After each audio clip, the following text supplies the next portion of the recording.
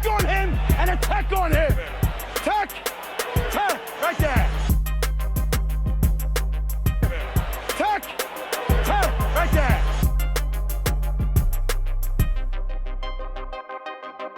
All right, guys. TechnicalFoulPodcast, on est encore back. Épisode. Fuck. If you know, you know. If you know, you know. So, votre talk chéteux et Edlin, comme d'habitude. Coach Ted Dennis. T'as commencé bonheur, toi. J'ai commencé bonheur parce que on a encore un grand invité comme d'habitude. Yo, guys, vous êtes encore pognés pour 2 heures de broken English. T'as bien fait ça la dernière fois. T'as bien fait ça. On va faire un peu de franglais et tout. Aujourd'hui, guys, on a le deuxième piece d'une famille, man. Le plus jeune. En fait, je sais pas si je devrais dire ça, mais celui que le nom, disons, court un peu plus. Mais les deux ont une carrière parallèle, ont une carrière similaire et tout. Aujourd'hui, guys, on a le grand Damian Buckley. Yes, respect. How you doing, my man? I'm just happy to be here, man. Yo, we're happy to have you, and we know you're a busy guy, and you made it basically pretty fast, man. Yeah, and I tried. You know, I know you've been, been trying to contact me to get on the podcast, and just with my busy schedule, family schedule, it's been tough. And I said, this Easter weekend, I knew I had Saturday and Sunday off, so I said, okay, I gotta represent. I gotta, hit you up and get on the podcast. Nice. Thanks for that. Enough respect. Like everybody else, we're in COVID time, we're in this pandemic time. How's the family? How's your own health, your family's health, and everything? Everyone's good. God bearing. It's I got 5 kids. Yeah, and they're all in school, and they all actually go to like different schools. When my eldest son is in high school, so you have to run around. Yeah, well, okay. my wife does a lot of that stuff. My eldest, he's in grade 9, so he's old enough to take the bus and carry himself around. But the others, it's literally a run around to try to pick everybody up. So, the year was tough, but one thing I gained out of it was that, especially when the pandemic started, I really had some time to be home. And actually just be home with the kids. To be with the family. Oh, okay. Right? Yeah, to be home with the kids. And we have a COVID baby that was born in April. Oh, okay. Congrats for that. That's the 5th one? Yeah, so this is the 5th one. So it's 3 days away from being a year. So we were all joking that we all wanted a starting 5, but you have a starting 5. Yeah, I have a starting 5. It's actually funny. It's like I wanted to have like a whole team.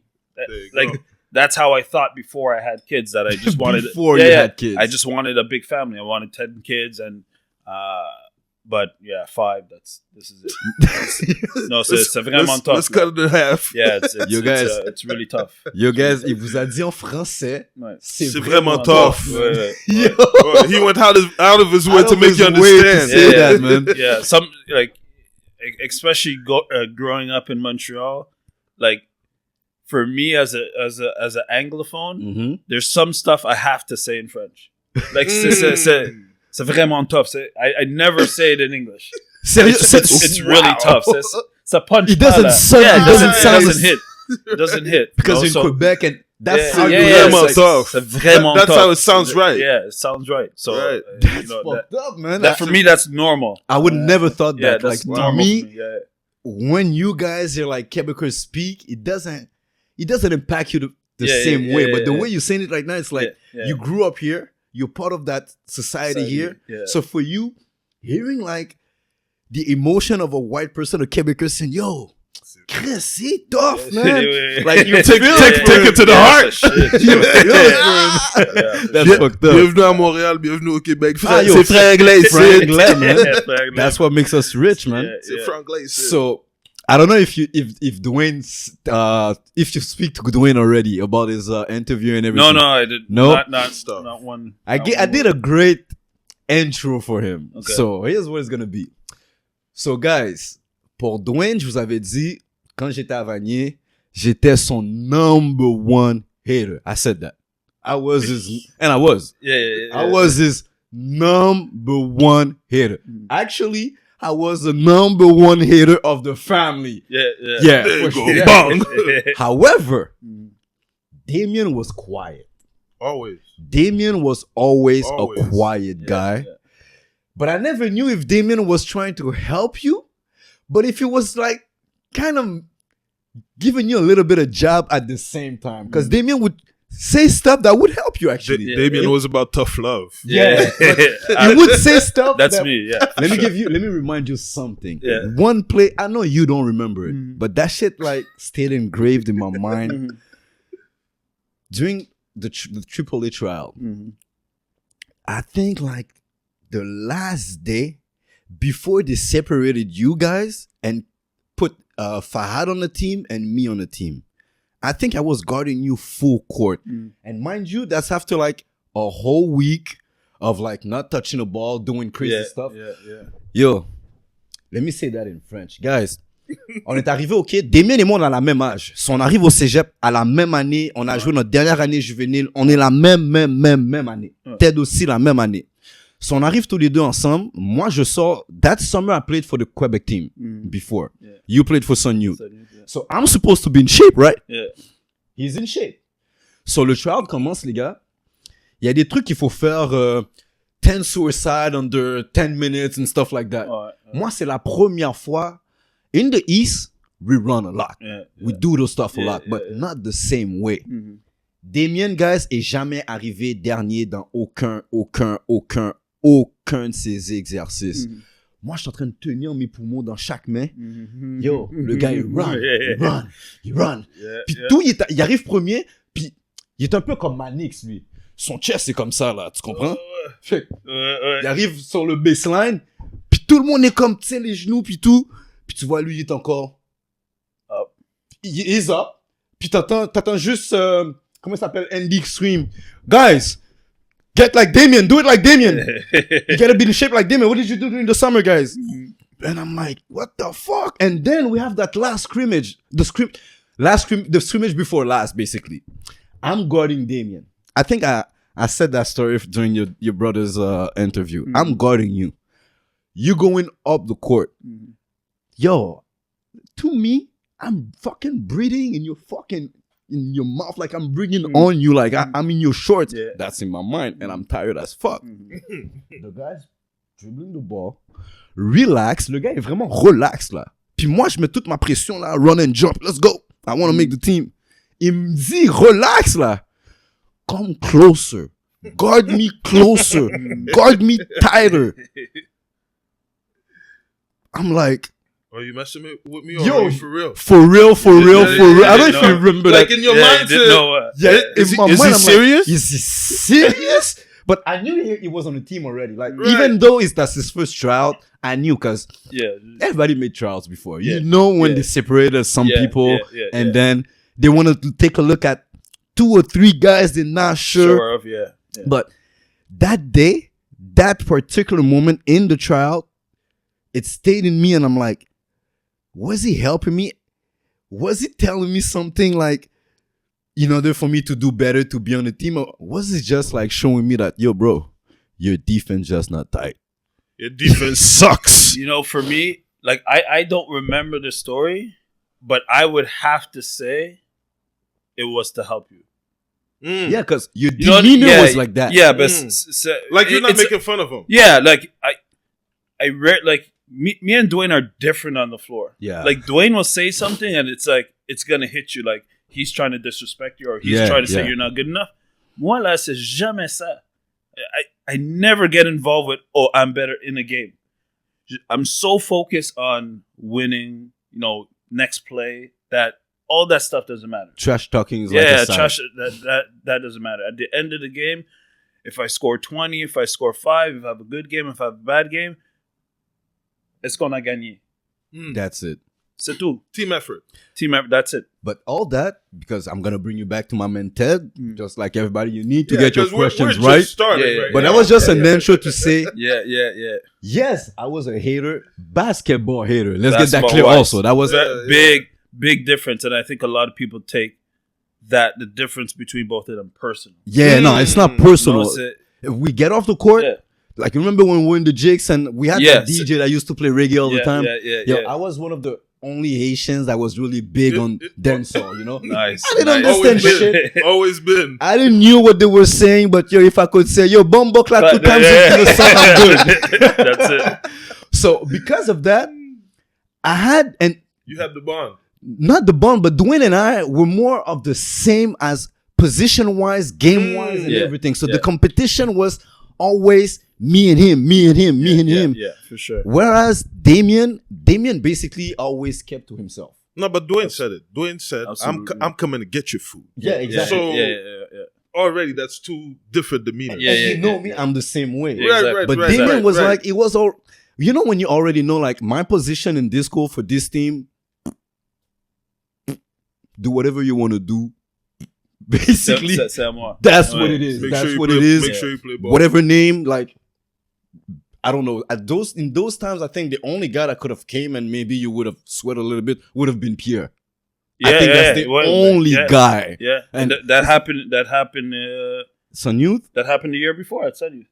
See, so and even though you made that test already, you passed that test already. So because of that, since you were a lot more quieter, you didn't have. Me and you didn't have that same animosity. Because no matter what I would have done, I knew I wasn't getting your spot. I knew I wasn't getting Dwayne's spot. Just play defense on it. But since Dwayne is the same position as I am, I have to prove myself against him. So because of that, because it's quieter, I could never develop that same animosity even on the court. Towards me. Whereas Dwayne, I want to kill Dwayne all the time. Absolutely. I sees him. Absolutely. So it's not the same. It's the same hate towards, let's say, the Buckley name. Those guys, man, shit. When I have my 2 sons, you guys are better. You need to be better than the Buckley brothers, man. You see, I'm gonna keep that, you know. But that was my intro. So, guys, aujourd'hui, on a selon moi, we're gonna discuss that. Top 5 easily point guard in Montreal, in the history of Montreal. That's my opinion. Je pense facilement top 5 point guard. Currently, I would say CJEP, CIS, whatever included. He's 36 now. Yep. I think he's still top 5 point guard right now in Quebec. So if you're not down with it, comment, like, share, subscribe, tell a friend. To tell a friend. That's right. Puis yo, soyez pas surpris aujourd'hui, guys, que je me fais roast. Parce que bon, dans le podcast de Coulson, j'ai fait certains comments. They're gonna be straight. They're coming back. Yeah. They're gonna set the record straight. So, that's right. Let's start with this thing. My man Ted. Respectfully, Mr. Damian Buckley. Yes, sir. Who the fuck are you? Damian Buckley. The intro is not going to be, like Coulson and because I was so quiet. Like, nah, but that's probably going to be the hit because you're so quiet. So, Damian who Buckley is known as Dion Buckley. Recently, Division Dion. That's a new branding thing I did. Father of 5, coach of many, trainer of a lot. Shit. And I believe I'm a legend in the Montreal basketball scene. Believe? I believe. There's a lot that don't believe. But I believe through my experiences, through things I've done in the community, that I'm a legend. And I'm not talking just like as a player, right? Okay. That can be argued whether I'm the greatest point guard, I'm top 5, top this. That can be argued. Yeah, always. That's that. Like right now, that's not my concern. My concern is to get players to the next level, to maximize their potential, whatever that may be. But that's now. Right, that's now. Okay. Right?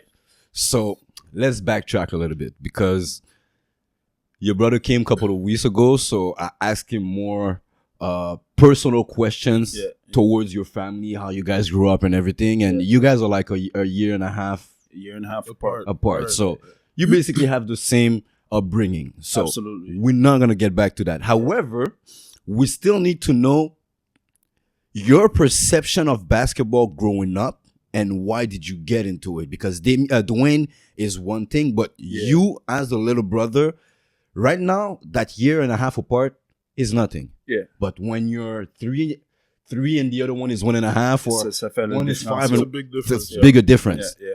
So how did you see basketball back then, and what made you really want to start playing ball? For me, and it's funny you say about the age difference. I think we started maybe 9, 10, 11 around those times. But everything I did was just following Dwayne.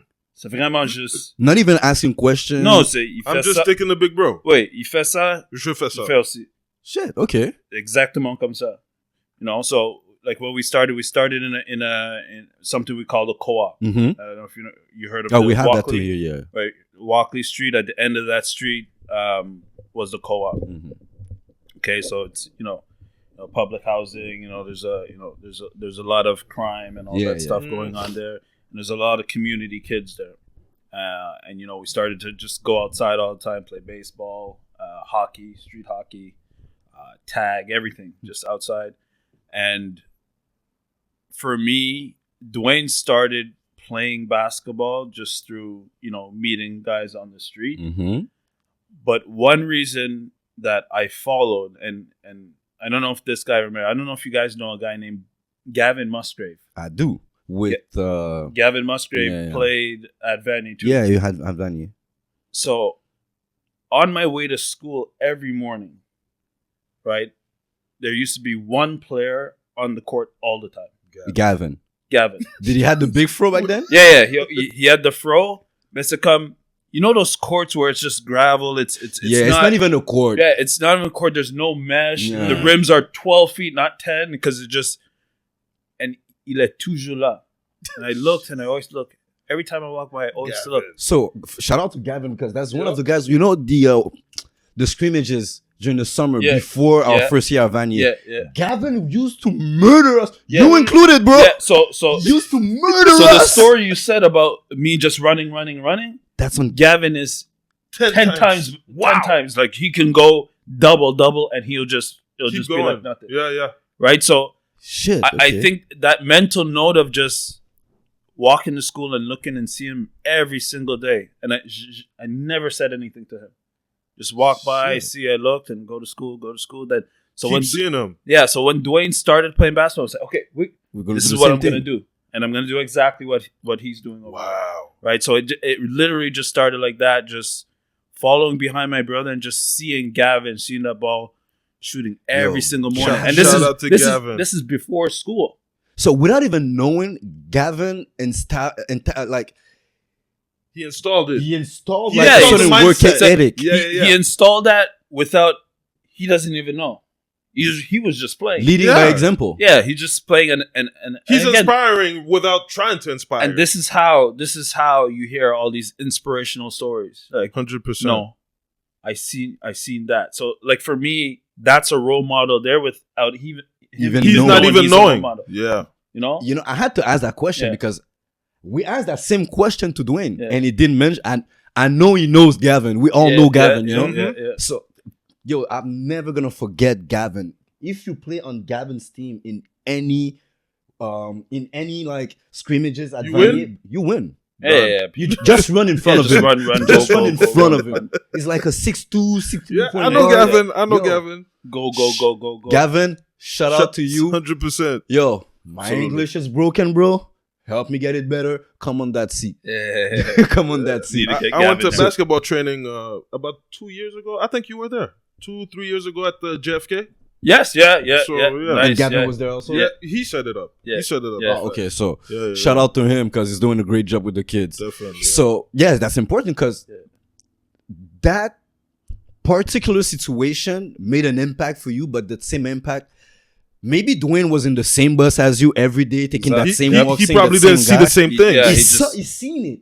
But the impact is not through the same. vision. It's different. Exactly. The impact was different because 100%. if he didn't mention that and I did, then obviously there's, exactly. you know what I mean? So, yeah.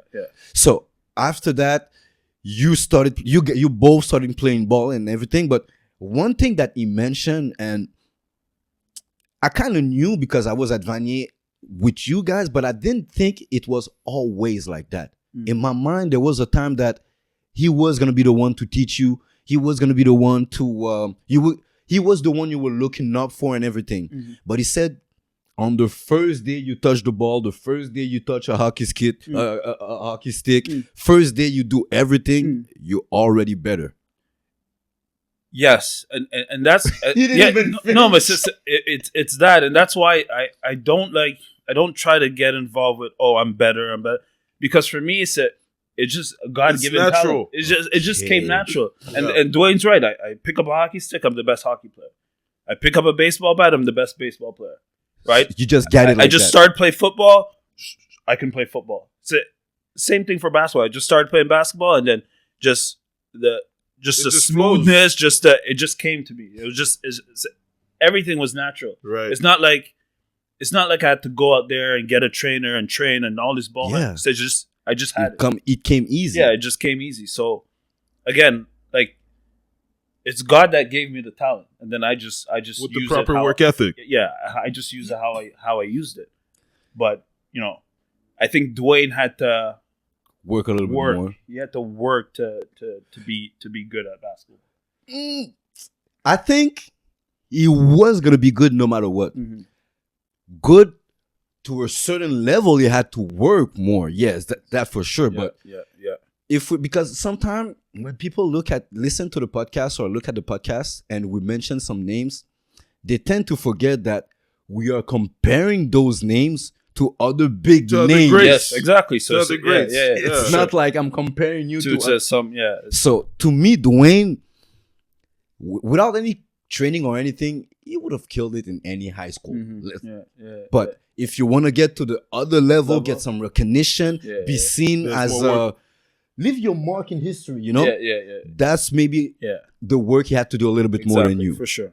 As the little brother, of course, there would be instances or there would be times that you would see your brother trying something. You would see people applauding you, but not Dwayne at the same time. Yeah. What would that create inside of you? Honestly, it was tough for me because growing up with Dwayne, like you said, he had to work, but he had the work ethic, and he never got the credit, right? I think there's one main reason is that when you watch Dwayne on the floor, you're like, could he dribble? Like it's awkward. Yeah, you're like, okay, he can't. Like when I dribble, it's like I'm doing something flashy. So in English, we say it's aesthetically pleasing. Yeah, it's not like even when you flashy. watch. Yeah, it's aesthetically pleasing. Yeah, when you watch, when good. you watch it, like, oh, he looks good. Yeah, right. So Dwayne never got that credit, and the one year that I'm very happy about, I think it's either my second or third year at Vanier. He got team MVP. Yeah, I heard about that. Yeah, so I got league MVP. He got team MVP. That was nice. And the first thing in my head was, comment ça? That was the first initial. Then when I really thought about it, I'm like, when I look at this year, I'm like, he is the most valuable player on our team. On our team, He's the most valuable. Like he's scoring, and it was at the same time like the defensive stopper. He was scoring. We depended on him to guard the best player on the other team. He rebounded, and then on top of that, he was a verbal leader. Like he would say things. Yeah. He's like outspoken. I'm more okay. I'm gonna do this. Okay, just follow. Yeah. Like, you know what I mean? Like, not like, hey, try to coach and all that. Like, just follow. Just follow my lead. And he would actually say things, and then he'll be able to bark at me too. Like, he will bark at me like, Dion, like, let's go, cut to the basket. That's one thing I'm terrible at, moving without the basketball. Oh, because you're so used to have the ball. I just want to have the ball. So if I give it up, I'm standing and he's waiting, cut, Dion, cut, Dion, cut. I'm like, oh shit, okay, cut. You know what I mean? Like, hey, Dion, like if we play like Champlain, Lennoxville, so they would always have like probably a little white point guard that doesn't really have good handles, but No, so, it's true. So a story is that. So again, Yo, you know what? Sorry, bro. Because we speak a lot like that in the East. Yeah, no, but we didn't think like you guys see people in regions the same way. Yeah, no, that for sure. See them the same. Yeah. So like it's a black thing. Yeah, we like we play a team like that, and like again, like I exert a lot of energy throughout the game, just because I'm a runner. I just want to play whatever. Yeah. But I honestly tend to relax more on the defensive end. Like most players that are not defensive-minded players, they tend to, okay, let me just relax on defense. We're going to get to that. And Dwayne would yell at me, pick up full court, steal the ball. I'm like, okay, steal, turn, steal, lay up. Okay. You know, so he would actually get that out of me. Like he would push me to become a better defender because he knows I can do it because the skills is there. Yeah, everything's there for me to do it. It's the will. It's just the will. But defense is always about will. Yeah, it's always about will, and I have it, but not like Dwayne. I have it, but not like Dwayne. We're gonna get back to that later on. Yeah, for sure. And we're gonna get back to that later on. But would you say in that situation is because the games came so easier for you, and a little bit tougher for Dwayne. Dwayne knew that he had to do all the garbage things. Yes. The things that maybe you don't see on the score sheet that is not as appreciated. You know, like a Draymond Green. Yeah. So again, like I say, Dwayne has that, and then I have that, but more in a relaxed, chilling way. Because I'll tell you how I... You lead by example. Yeah, but I tell you how I pick up garbage stats, right? There's no one in any year I played that took more charges than me. Yeah, you take a lot of charges. Man, for me, it's like understanding where they're going to be before they get there, yeah. You know, so it's more just of a thinking thing, not like effort, like, okay. No, you're cerebral. That's your game. I go, okay, I see it. Okay, now I can take the charge, right? There's no game I left without my knees being bruised. Like I always have a bloody knee. Okay. I always play on the ground. If there's a ball there, I have to get it. Right? So these are the things, like as far as, you know, the stuff that Dwayne does as far as staying in front of his defender and cutting guys off and contesting shots and rebounding. Yeah. For him, he has that kind of motor. I just go about it a different way. Okay. So now we know how you started, like your basketball career and everything. Before getting to Sun Youth, where would you say like serious ball started for you guys? Not for you guys, for you personally. Definitely Loyola. Oh, Loyola Center. Yes. Yes. First time I met you. Yeah. Yeah. I don't know if you went to Loyola. My memory is like an encyclopedia. Yeah, we fought at Loyola. Yeah. The roof is so low. Yeah. If you throw like a fast break too high, it hit the ceiling. There's the hockey tournament right before. Yeah. Oh wow. We got those little juice box, and you get a bag with oranges. The little juice box, and I think like 2 blocks away there's a playground. Yeah, for sure. I used to take my bus 2 hours from Montreal. Yeah, I could imagine. Yeah. So that's where it started for you. Absolutely, where it started, and I think that's the place where I really honed into actually loving basketball, because it was always basketball. Let me explain to our audience what is Loyola Center and what it did for the community.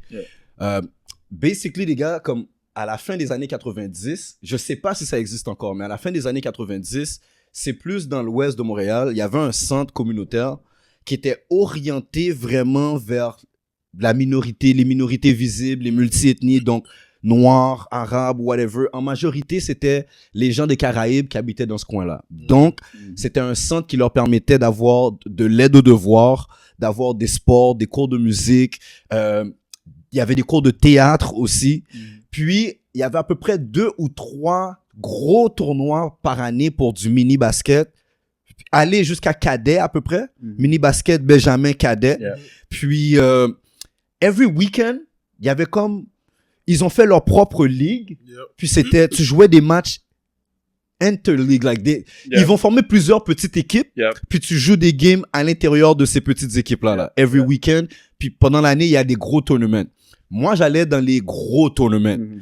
On faisait notre équipe. This is how Monarch started, basically. Yes. The first Monarch team, we had no uniform, no name. We went to Loyola. Puis, I could say this is where a real ball started for me too. Wow. Loyola Center, 2 hours from my house. Puis, peu importe qui dans l'Est de Montréal francophone écoute, vous avez besoin de contacter les gens dans l'Ouest pour comprendre comment ils encadrent les jeunes dès un certain âge et ils forment ces jeunes-là à encadrer d'autres jeunes. Parce que je me rappelle, les gars contre qui je jouais, les gars de Son Youth, c'est eux qui ont toute la relève de Son Youth. Quand je regarde Son Youth, le coach de Laval, présentement, c'est un gars de Son Youth. Concordia, Son Youth. McGill, no, not McGill. There's a Son Youth guy in McGill, I think. Un assistant. Non, il est parti. Non, c'était même pas un gars de... Non, he was from... he wasn't from Sun Youth. I think he was from... I don't remember when from McGill from Sun Youth. No, he was from Nobel back then. No, he wasn't from Sun Youth. But when you look at who's helping the league and who's everywhere... Lucam, there's a guy from Sun Youth. Lucam, exactement. So, quand des gens ont vu la génération d'avant les aider, automatiquement, ils vont vouloir aussi aider. Vous comprenez? Puis, moi, j'ai été un petit peu dans la rue. So, I know there's your guys that's been there too that are not anymore. Absolutely. I'm not going to say names or whatever, mais qu'aujourd'hui font des choses très belles based on what they received back then. So, anybody in the East, vous avez besoin de prendre ce blueprint-là puis de l'appliquer dans l'East. So, Loyola, it started for you.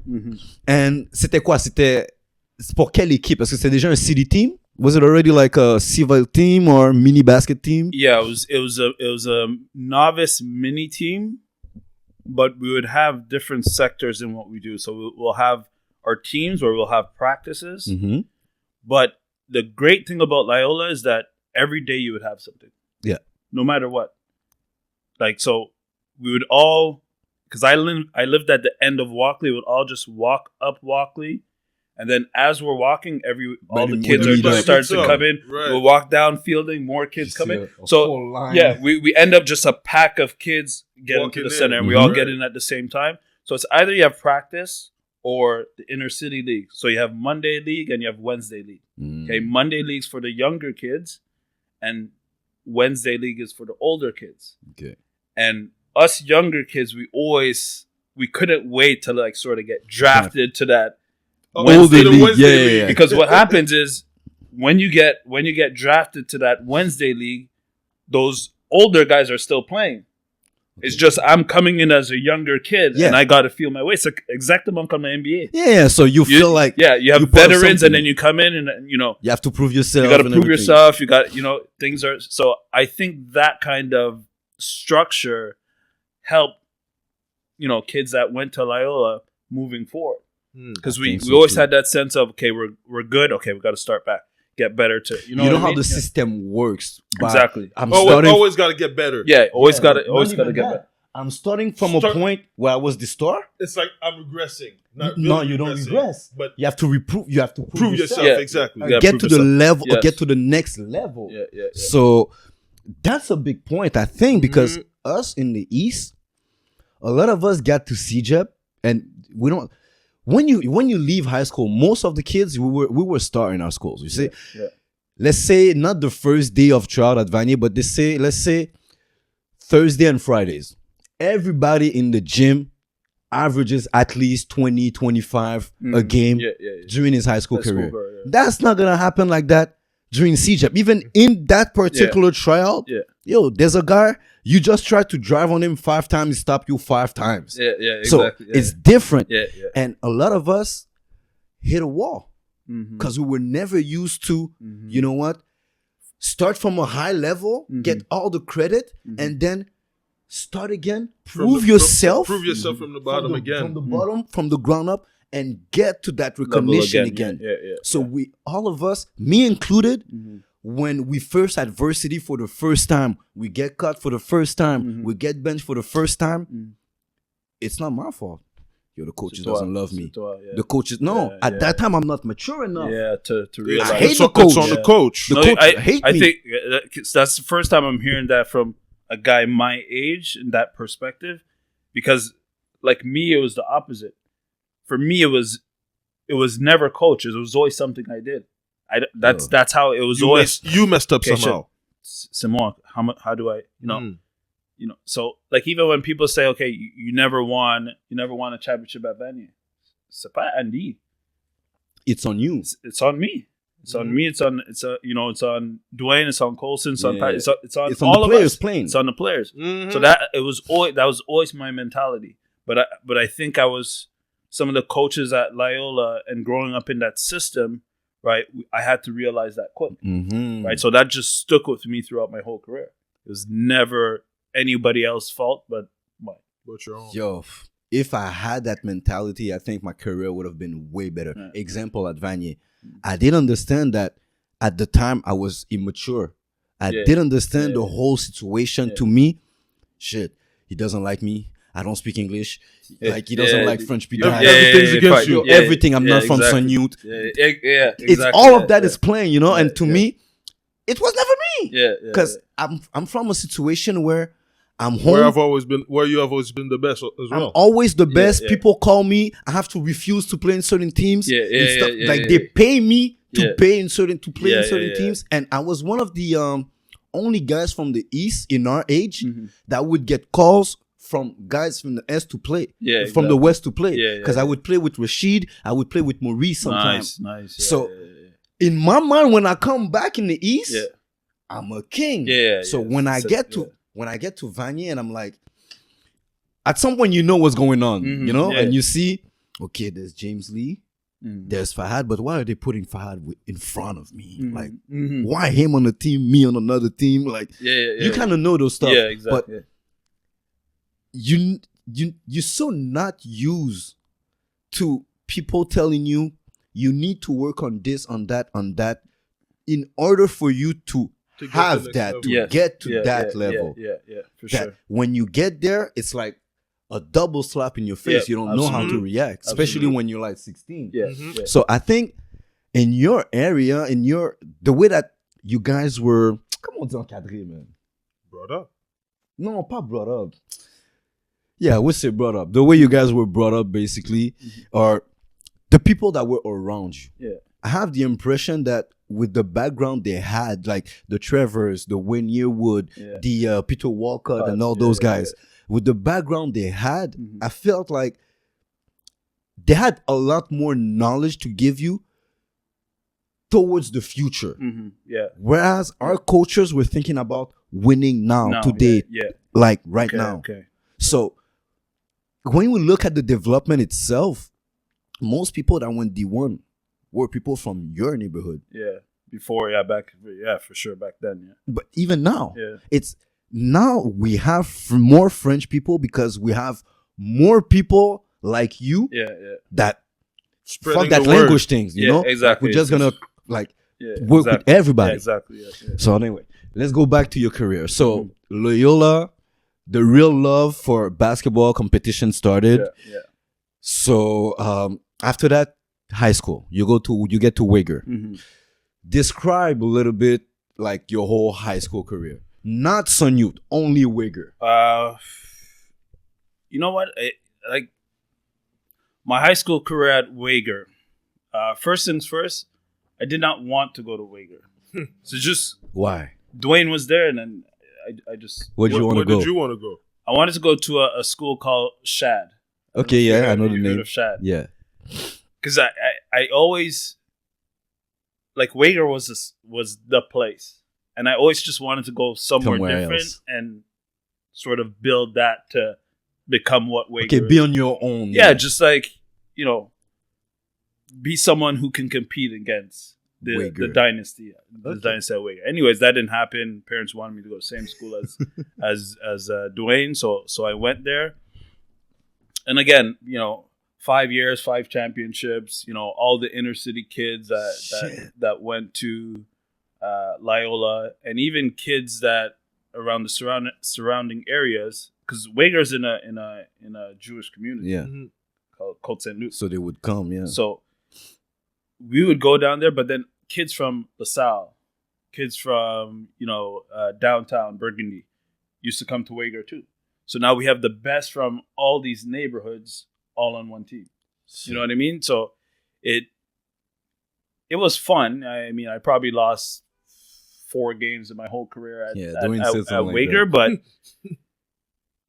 part of me wishes that I'll be put in another situation where I had to compete against a team like that. And it's not until I actually reach Sun Youth where I'm like, oh, there's other teams. There's Page and this. We can get into that. Yeah, we'll get into that because that was.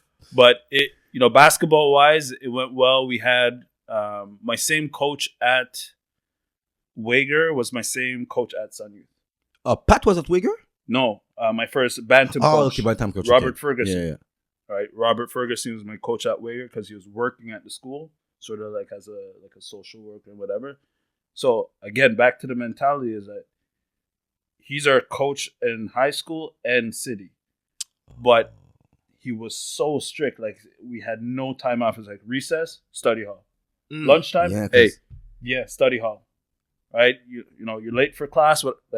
So he sort of was in. It's sort of like the system in the States where it's only high school. There's no distraction. There's no double. There's no double. So he made sure that we're getting our schoolwork done, and he held us accountable for that. Like when you go to city, if it's a different coach, like you're not doing well in school, so, he doesn't even know. Yeah, he doesn't. Je m'en fous. So. And again, that's one thing that stuck with me when I started to coach at Sun Youth. Right, I always try to make sure the kids that are doing well in school. And that's there was a clash with that. But that again, once again, is the knowledge that those people knew you need school to get to the other level. You need your high school grades. You need to be able to pass an ACT or ACT to go there.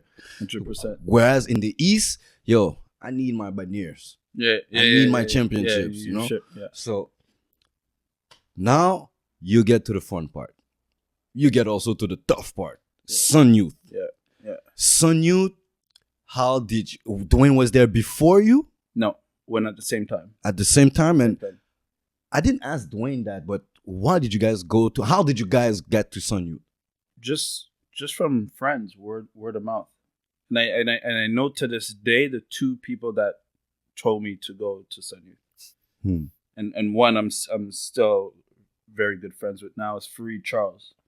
I don't know. Charles. I don't know if you heard of Point Goddesses. That's his daughters. They play basketball. But Fareed Charles, he used to coach at Page too. Okay. But, when he came from Trinidad early, like this is elementary school, he came to my school, Summerlin, and we became best friends, right? And he's the one that, through whatever, but he's a networker. He's an entrepreneur. He's a influencer. He's like everywhere. He knows where to go, what to do, who to do. And he always looked out for me. He said, yo, D, you need to go play for Sun Youth.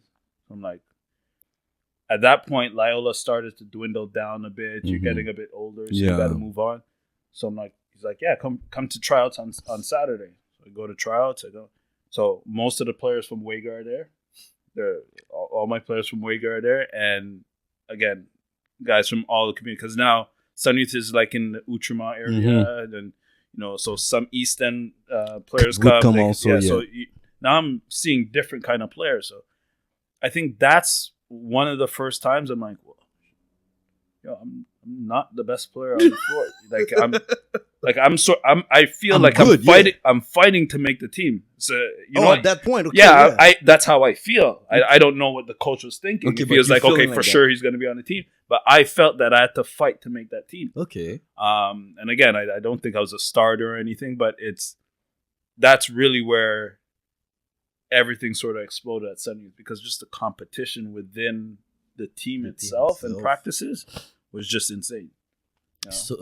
So what would you say would be the toughest thing when you actually got to Sun Youth? What would be the compared to Uyghur, the biggest adjustment? Biggest adjustment, one would be the back and forth to get to Sun Youth. Like traveling. I grew up in the inner city of NDG, so it took me an hour and a half to get to Sun Youth. Yeah, because Dwayne told us at some point you guys moved to the West Island. That was I think his last year of high school, and when I was in grade 10 we moved West Island, but pas comme West Island, like deep West Island, comme St. Charles. C'est vraiment. Okay. So then I had the decision to make: am I gonna continue going to Wager, and am I gonna continue going to Sun Youth? And I made those two decisions that I was gonna take. I was gonna bus it to both. To both. So then it just created a scenario where I'll go to school, early in the morning. Sometimes I have practice in the morning, early in the morning. At Sun Youth? At Wager. At Wager, okay. Before school. So boom, wake up early, go to practice, have school all day. Shit. Okay, I have practice at Sun Youth at 6. Oh, shit. School finish at 3. Okay, what am I gonna do? So, and then I got practice at 6, finish at 8. Take the bus home. You get home at 10. So homeworks and 5 a.m. exhausted. 10 p.m. So that exhaustion, and I felt that for a lot of years. And at that point, like for me, it was like mentally draining. That whole like. And you have to. But just going. because who I was, I just kept going, and because Dwayne was doing it, he loved it. I just kept going because I don't have the energy like Dwayne has. So, but the fact that you both are doing it, it's like it's like a motivation. Exactly. Yeah. Just like, okay, well, he's going, I'm going. I'm going. So going through that early in my years, I developed that. Okay, yes, it's tough, man. We can do it. Yeah. Okay. I if Dwayne can do it, I can do it. Yeah, if he can do it, I can do it. So I just got to get through it and do it. So, but that was very tough because at 5 a.m. to 10 p.m. and then have to do schoolwork, and my schoolwork started to dip, and because you know how it is when we're young. We care about you're not gonna about school. Do your homework in the bus. Yeah, we're not. We don't. The only thing that creates a sort of thing in our lives was basketball. It's basketball. Yeah, sports. Like it was honestly back then, athlete student. Mm-hmm.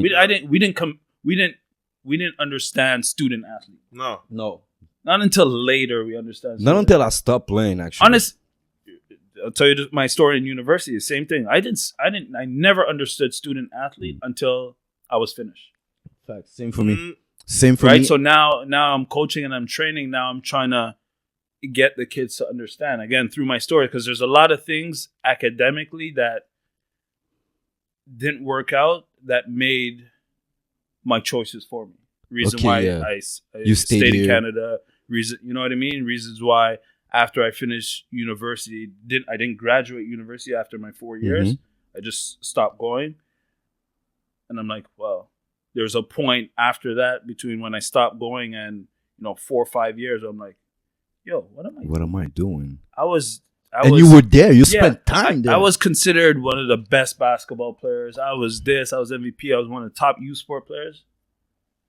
What am I doing? So, like that 4 or 5, and I stopped playing basketball. I stopped going to watch games. It's completely out of basketball. After 4 years, why did you stop going to school, to university? After 4 years, because you're right there. At the end. Yes, first of all, you're right there at the end. Yes, your university eligibility is done. No, basketball is 5 years. 5 years. Okay, yeah, true. I still have one more year technically. The honest reason. Because you're almost done. Yeah, you're I'm right almost there. done. But the honest reason, there's two. We won a championship. We didn't win national championships. After that year, obviously Dwayne was there the year before me. Yeah, so his eligibility is done. Yeah. That I think took a big toll on me. I'm like, okay, I'm not playing with him anymore. Well, Dwayne's not playing. I played with him for the past 7-8 years. Like, so like what happens next? You sort of feel lost in that sense, because you have to understand, like, wow, if you really look back and you're like, okay, yo, who did I talk to the most? Who did I spend the most time to in my whole life? C'est lui là. Almost like a twin. Yeah, c'est lui. Yeah. It's not my mom. It's not my dad. It's not my second younger brother. C'est lui. It's not my girlfriend. Vous êtes toujours ensemble. It was always me and him. On the court, off the court. Yeah. So it was a mixture of that and a mixture of, okay, that year I think I was second in voting for Player of the Year in youth sport. And I was like, okay, I'm ready. Let me go pro now. Like let me go make some money. And my first year, I had my first son. Mm-hmm. So remember, I'm going through university. I have my first son. So your first year at Vanier? No, my first year at Concordia. Concordia, okay. I had my son, and then my last year, that fourth year, I had my second. Okay. Which my daughter. So I'm like, okay, let me try to make some money with this now. It's tough. Yeah. Going to school, paying for school, kids, and this, kids that, and everything, rent, yeah. whatever. But it just never worked. I actually stopped going to school. I was like, you were sure, just playing ball? For sure, I'm going pro. Okay. For sure, I was registered in class. Okay. T'allais pas à l'école, là. Fuck school, that, so, yeah. You know, I would spend my time, and my coach knew this. I had to spend my time, like, trying to make some money. And my coach actually sat me down, and he's like, how are you going to do this? C'est la réalité de la vie. You know? Yeah, reality check. check. You know, one thing he was sort of lenient with what I was doing, because I don't know if you remember, back then I was like in the club scene, like all that, DJ, yeah, all that stuff. So that's how I made my money, like, you know, on the side, right? So at Concordia, we would have a gig down the street, like DJing, like we'll get whatever, $60 a night, whatever. On the Thursday nights, we play on Friday nights. So I told coach, I'm like, I need that money. I need that money. He's like, gotta do what you gotta do. You know what I mean? Like, he wasn't like, no, it's not good, whatever. Take a decision. So I used to go DJ. But that's Damian. You wouldn't, let's be real. It's because of you. Yes. And I have stories about that too. It's because who I was. Yeah, it's because of you were. Like, and the name that you made for yourself. You're not gonna win without Damian. Yeah, exactly. Like Andre Johnny wouldn't have that type of. Like, you know what I mean. So no disrespect to Andre. Yes, but again, Andre knows his role. Yeah, that's why I loved him so much. But had to do that, and en plus, the guys on my team used to come and support me. You know, they would come at 9:00. They would leave out about 11, just to come support. They'll go get a seat, but then me and Dwayne will be there till 2, 3 a.m. Because they understood your grind. Yeah, they understood the grind. They understood my situation. Whatever you're doing, it's not because you want to do it. You have to do what you have to do. You're trying to cut yourself in for at school, family, work, and ball. My decision had to be, okay, I have these 3 or 4 things. C'est quoi le premier? What's the first? What's the first? It's family. Ball? Oh, family. Yeah, okay. And importance. Yeah, family. Okay, so family. Okay, but I have a son, so my son, he needs you. He has needs, So that had to be the first. And again, like we talked about, none of this would happen unless we had the vision of basketball. So in my mind back then, c'était basket. And then third was school. Cool. So if I have time for school, then I would do school. But that was my reality. That was my situation, right? I would never tell a kid, to an athlete to, put himself in that situation. But because you know better, because you've been through it. Exactly. But who was there to tell you that? Exactly. And again, part of it is that I was so to myself. Like, I wasn't like Dwayne, like, you weren't outspoken at all. I was just like to myself. So there,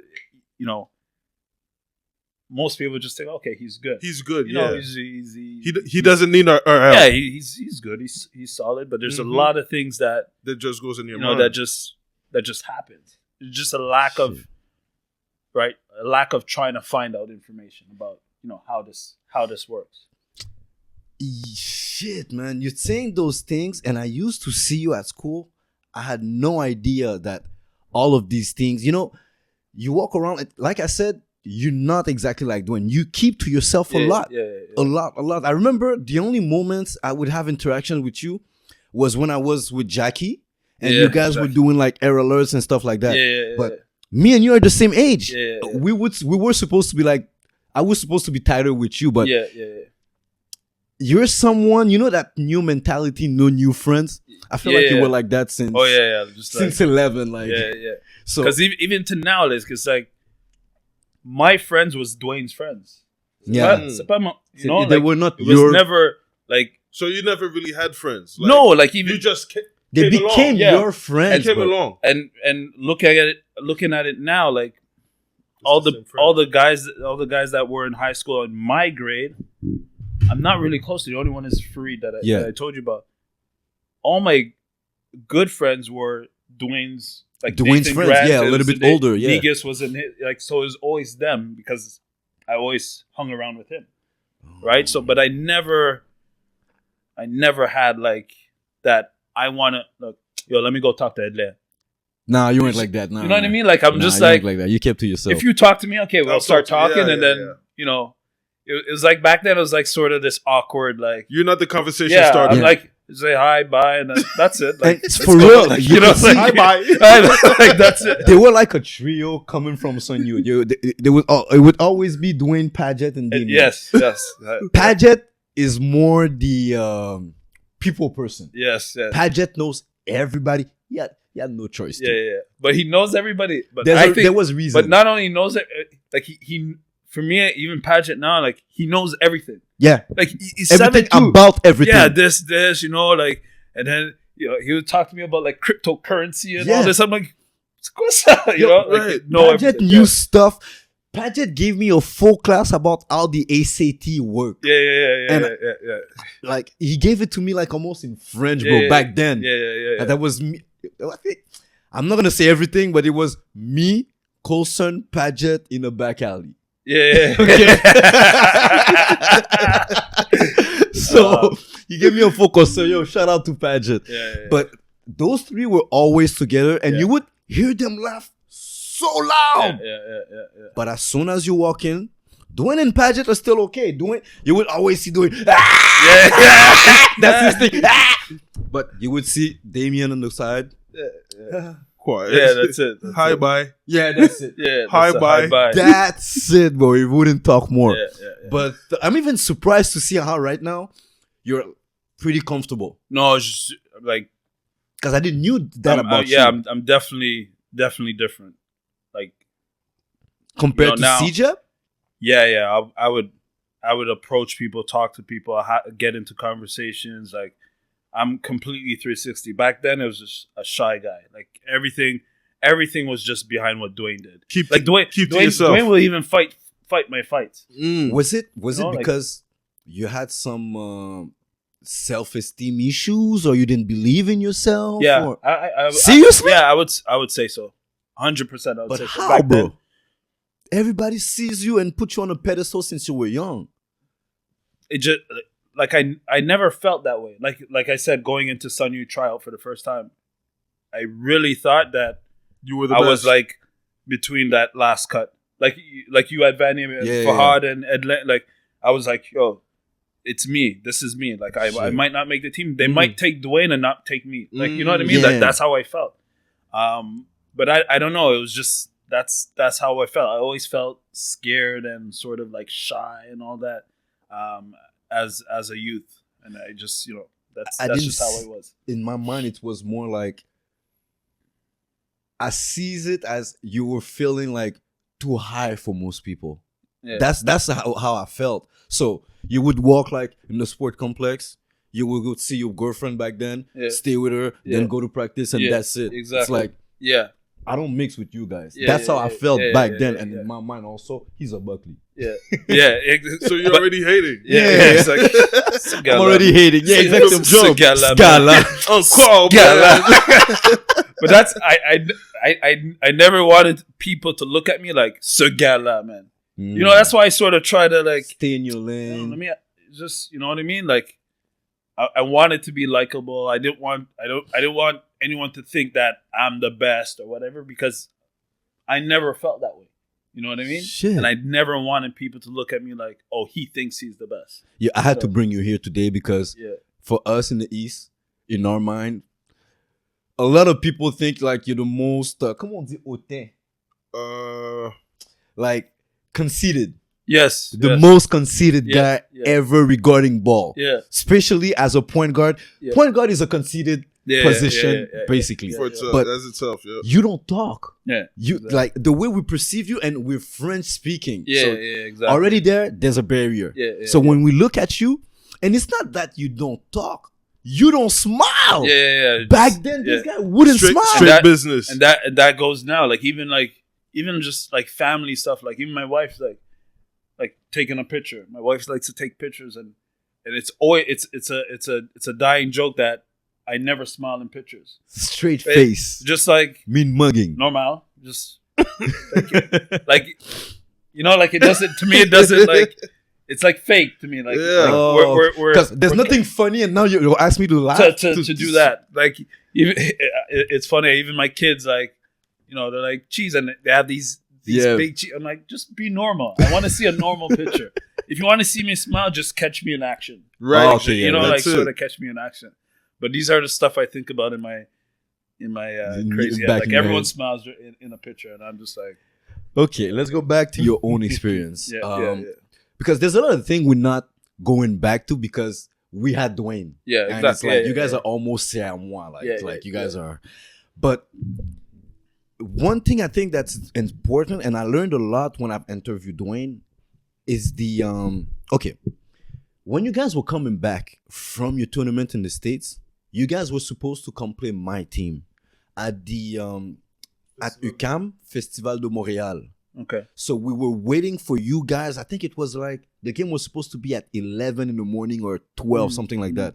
So we're waiting for you guys, and we get someone came, gave us a notice, and I think that was the first time Sun Youth registered into a Basketball Quebec tournament. Mm-hmm. So we get a word from the president of the league, and our team back then was the best. We weren't the Quebec team back then. You know Espoir du Québec? Whoa. So we were playing, we were Bourassa, and we had the best team. Yeah. So that's why we were able to get a game against you guys. Okay. And that, I think, you guys were supposed to play us and two teams from the States that came. Okay. So we get the word, we're waiting, we changed. Where's Sun Youth? Yo, Sun Youth, on sait pas, leur autobus, on a entendu... le gars was québécois. Yeah. L'autobus, ils sont dans un accident et tout. Accident? I knew some names on the team. I knew your name. Yeah. I knew Paget's name. And I knew Niggas' name. And Shure. Yeah, because, we got dunked on all the time. So, I knew those names, and I played also for Monarch. Yeah. So, I'm like, est-ce que vous êtes... Moi, je demande à tout le monde, est-ce que vous êtes sûr? Est-ce que c'est l'équipe qu'il y a... Puis je me rappelle d'un temps, c'était plus Shure that I would say. Yeah. Yo, est-ce que c'est l'équipe de Shure? Est-ce que c'est l'équipe de Shure? Ils disent, yeah, l'équipe de Shure, l'équipe de Sun Youth et tout. So, that accident, how did you... You know what? Just explain tell us your experience. Your perception of it. Wow. Yeah. That goes way back, man. That accident. A lot of things about that accident. Yeah. Even to this day, it's like, I think about it, I'm like, what if that didn't happen? Because listening to Dwayne, because there's a lot of things I didn't know. But that's funny. We never speak about it. Me and him. Seriously? Never. Like, there's not one time since 2000. I think it's 2000 or 2001. Wow. 2000. Ever like said, yo, you remember that? Wow. I think from what I heard from Dwayne, I think both of your careers would have been way different without that accident. Because there's a lot of things that I didn't know, and I was judging you on those stuff, both you and Dwayne, but I didn't know what exactly you guys were going through, what you were coming from, and the battles you had to... The battles and the effect on your own bodies and mentals also. So how did you live that and go through that? Again, it's tough, and again, I remember the actual accident like it was yesterday, coming from a AU tournament in Penn State. It was at Penn State. Mm-hmm. So we had a minivan, and then I think we had two minivans. So it got split up. So it was Shure, Negus, and Paget, I believe, and then we're in one, and then myself, Dwayne, Fareed, Nathan, we're in the other. So again, we had an early morning, we had a late night. I don't know, like, I don't want to say what we did the night before. Whatever. But whatever, we hit the road early in the morning.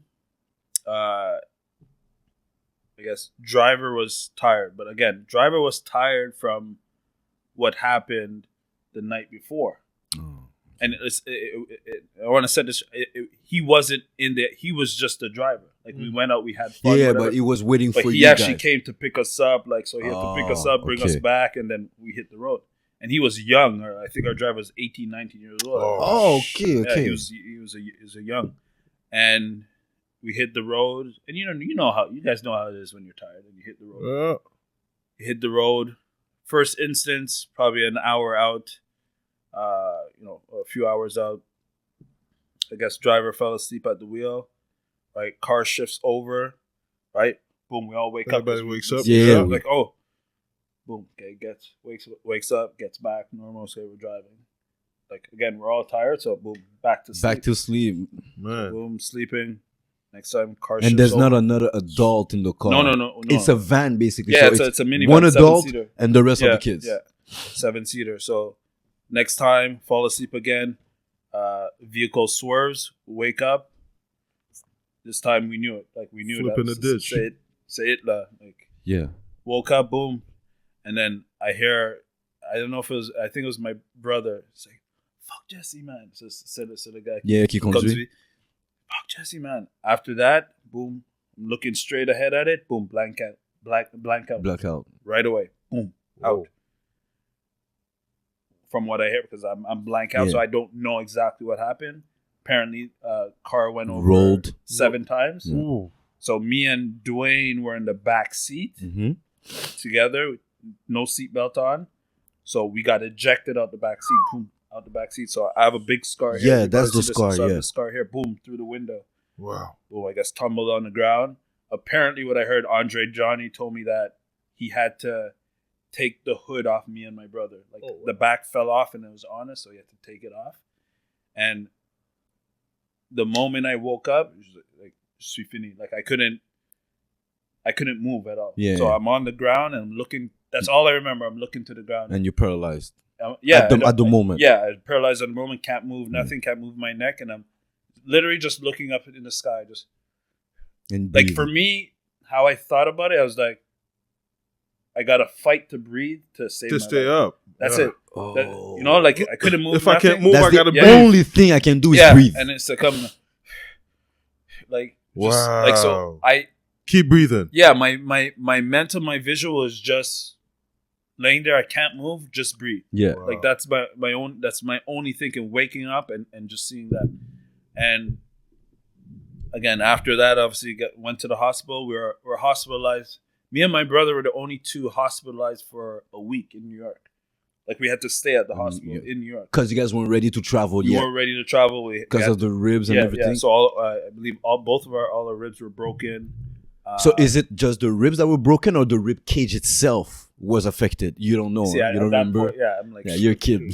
They say ribs. yeah. Just ribs couldn't move. Man. My neck, again, couldn't move. I was in a neck brace, so we were hospitalized. And then Fareed actually because he got serious Injuries. neck. He Yeah. actually had surgery in his neck. Yeah. He got helicoptered back to Montreal to get surgery on his neck, and he has a plate in his neck. Yeah, it's till this day, I Till think. this day, he had surgery, has a plate in his neck.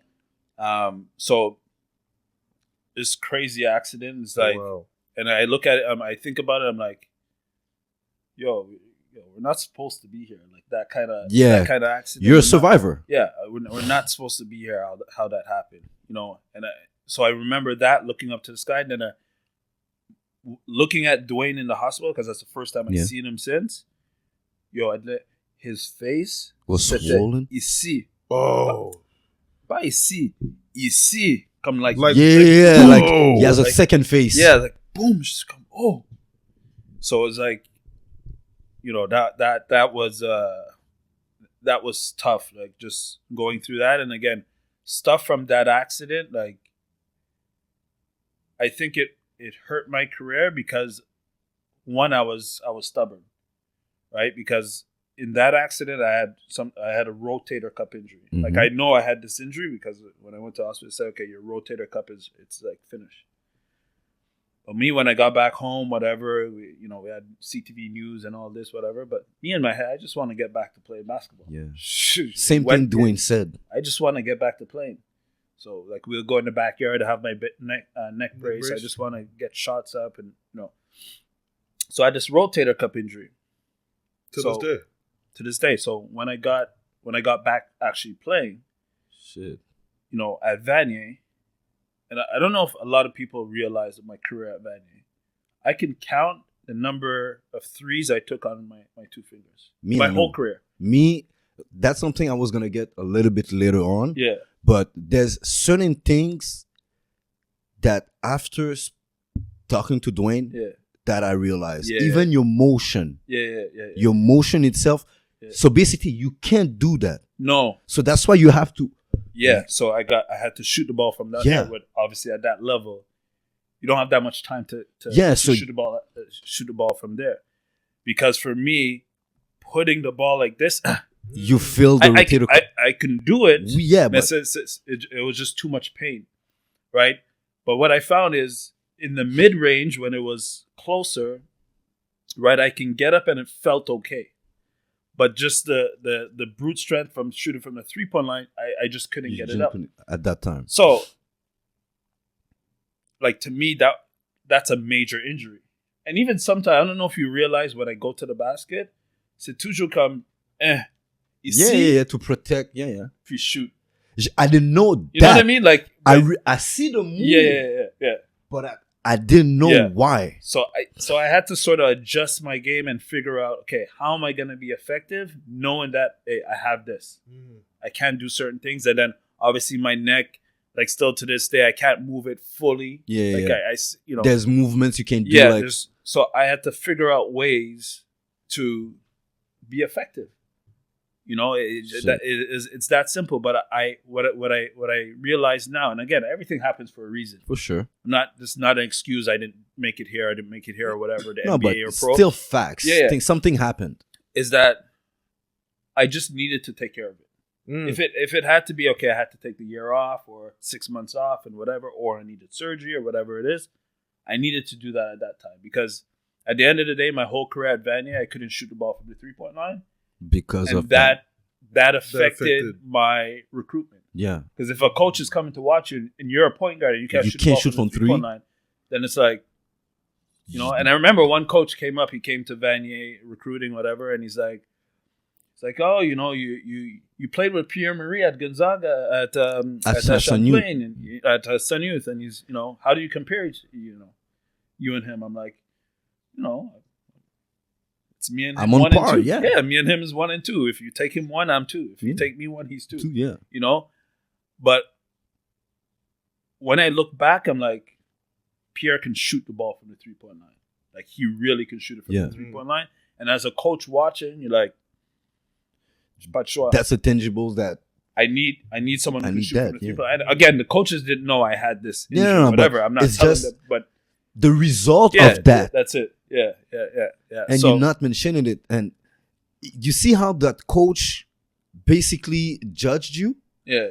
I judge you guys the same way. Because I remember when I was always with Jackie. Yeah. So I would stay after practice after 6 in the stairs and you guys are doing your air alert. Yeah. And I'm looking at you guys and I'm like, what are you guys doing? Man? Right, but you're judging from what you see as well. Yeah, that's it. You're not just judging from anything. You're judging from what's in front of you. Exactly. And at that time, to me, Paget was just doing it to be with you guys. Yeah, for sure. It was just being with the guys. Probably. But I'm looking at Dwayne. I see the guy is taller than me, a little bit bigger than me. He can't do half the things I can do. Yeah. But I didn't know, like, his rib cage was shattered. Yeah. Like you said, he has like a third face. I didn't know. No, but these are things he can't run. He can't. How do you want to work on your athleticism, on your body, if your body has the issue? Yeah. Mm-hmm. But that's it. That's why I said earlier with Dwayne, when you watch him, you're like,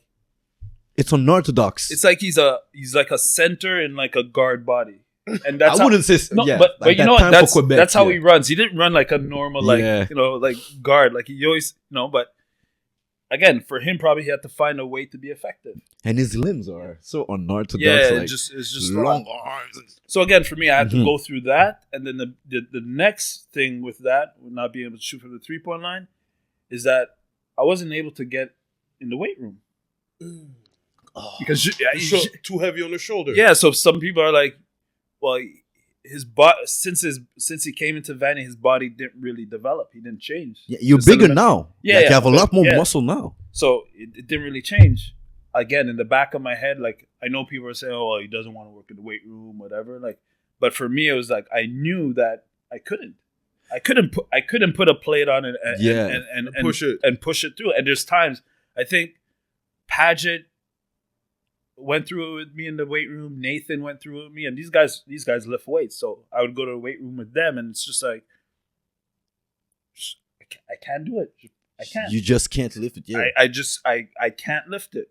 You know, so I had to go through that for my whole career at Vanier and even into my first year at Concordia. One question. Yeah. Do you think if you would have been in the States or in Ontario with that injury, Vanier is a college, but Vanier and Champlain are really known to think about those stuff, but they're in the Quebec system. Yeah. So their stuff, even though Andy would have wanted to do it, you still have to do it within the Quebec legislature. Yeah. Do you really think that in the States, with who you were, how important you are to a team, they would have let you go through that injury without doing anything? I think, and again, this, like, I don't think Andy really knew. Like, he knew a bit, but again, like you said, it wasn't that important for me to get through that because I was effective. No. Right? But the thing is, in the State, they would have taken that decision out of your hand. Yes, 100%. They would have said, "Okay, no, you got to fix this. Exactly. We got to get this fixed. Exactly. Right. So, yeah, definitely in the States, they would have taken care of that. And again, I had a decision to go to the States before I chose Vanier. Like I went. I went on a visit to a school and that would have been prep. It would have been prep. Like I know when you go there, you go at down that age. a year. At that age, we would have had, because you're 1 year older than me. Yeah, you would have been prep. Yeah, but it would have been high school.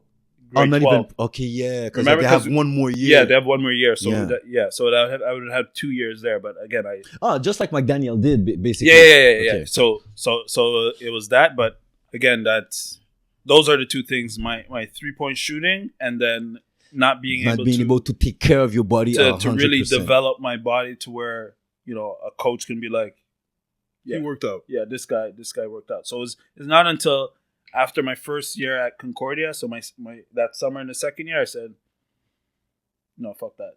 I gotta get this taken care of. So you got a surgery? No, I didn't get surgery. I had to go through intensive physiotherapy. Okay. And how is it now? It's good. So after that, then after I recovered, I started to lift weights, whatever. Like I got up to a point where I could lift 2 plates one time. So you know what I mean? Like that's how much I was in the weight room. I was getting my But if my you body. knew that back then at 17, yeah, so I'd have been in that position. Okay, so and then my first year again in university, I didn't really shoot the 3, just attack the basket. And then in year 3 and 4, like I'm looking to shoot the 3. Like that's in my head. I'm like, okay, happened. I'm shooting the 3. Yeah.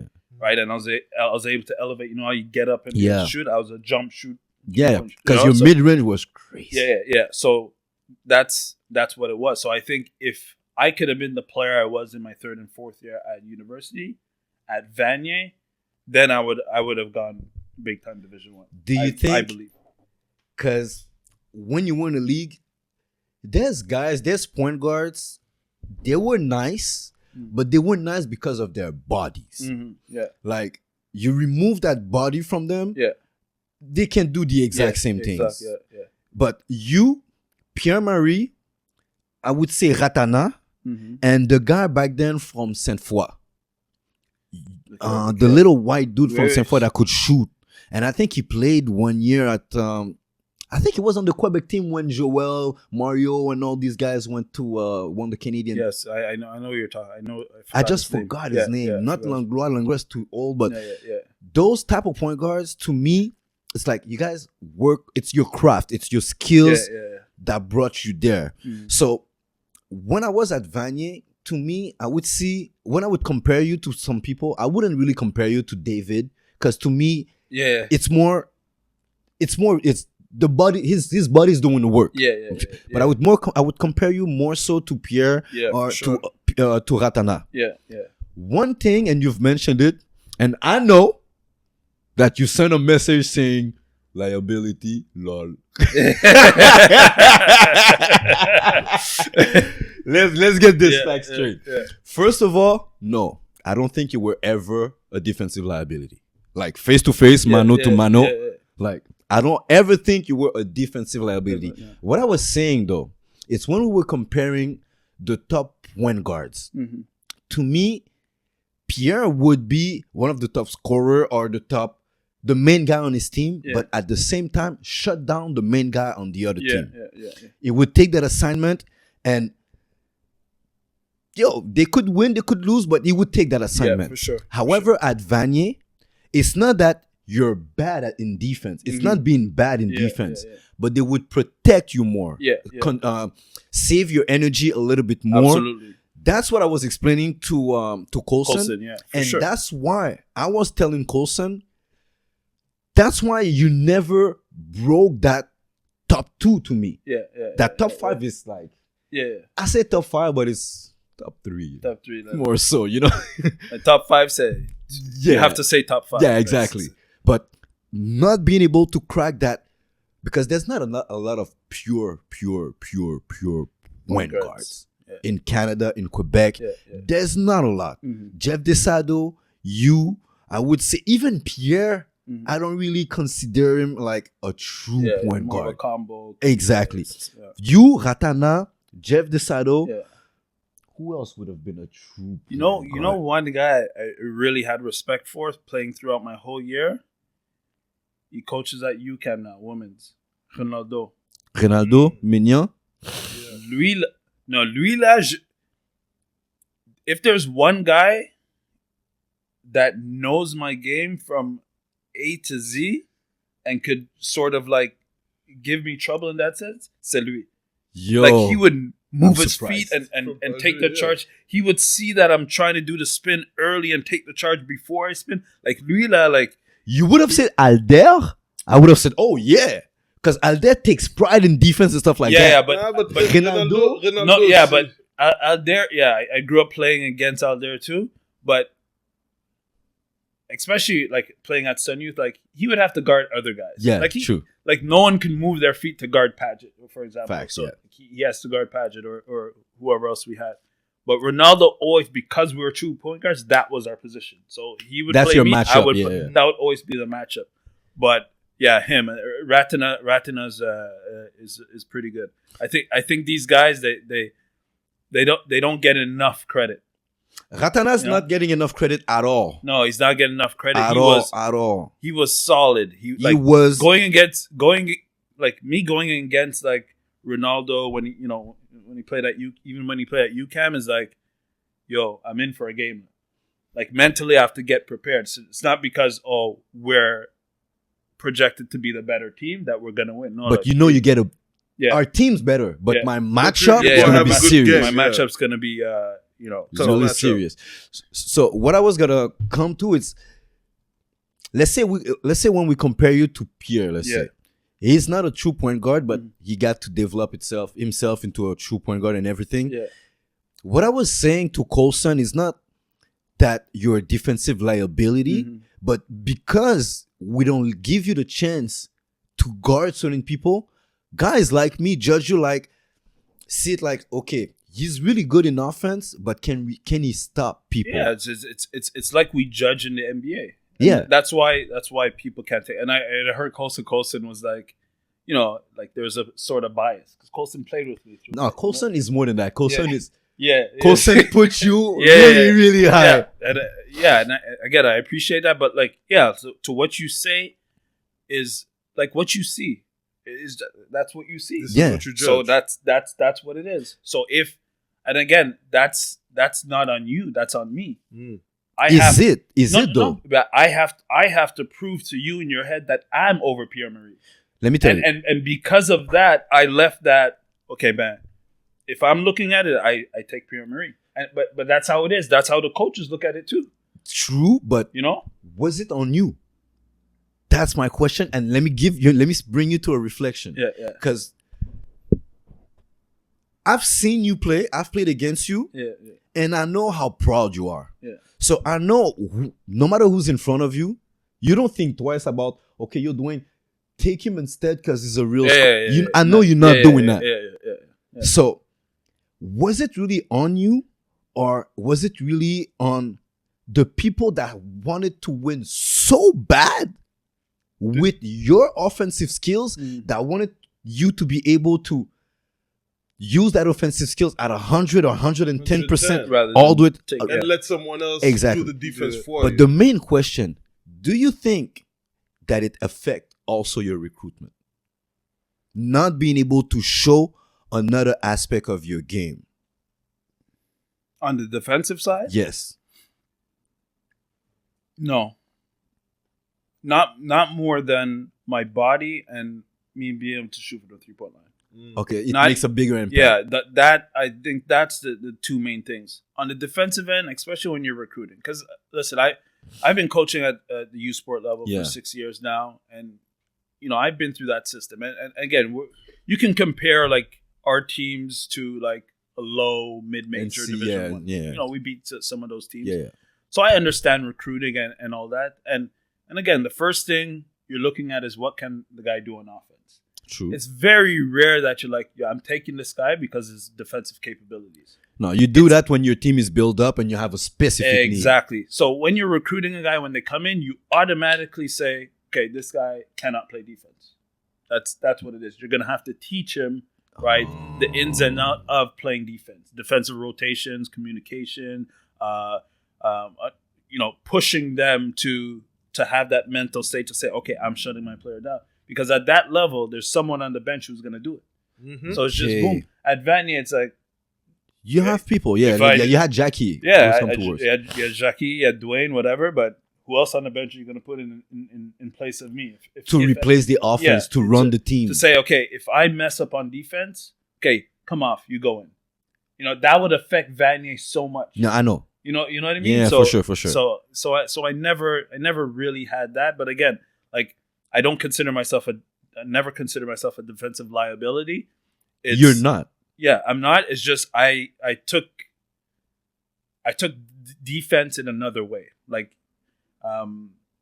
getting into passing lanes, getting steals. Team-oriented defense. Yeah, everybody from Sun Youth are really good at that. Team-oriented. That's it. That is exactly great point. Team-oriented defense. That's what I was about. I was never great at lateral movement. Like if you're in front of me and if you want to get to the basket, you're gonna get to the basket. Yeah. If Pierre-Marie wants to get to the basket, you know what I mean. It's just that's how he's gonna get to the basket in front of Lugens. Exactly. So it's like that kind of thing where a guy like Dwayne is like, no, you're not getting there. No, you're not getting to the basket. So it's sort of that. But I would say that's like 4th or 5th on the list. Okay. Of why it's not that. It's not the main thing that stopped you from going.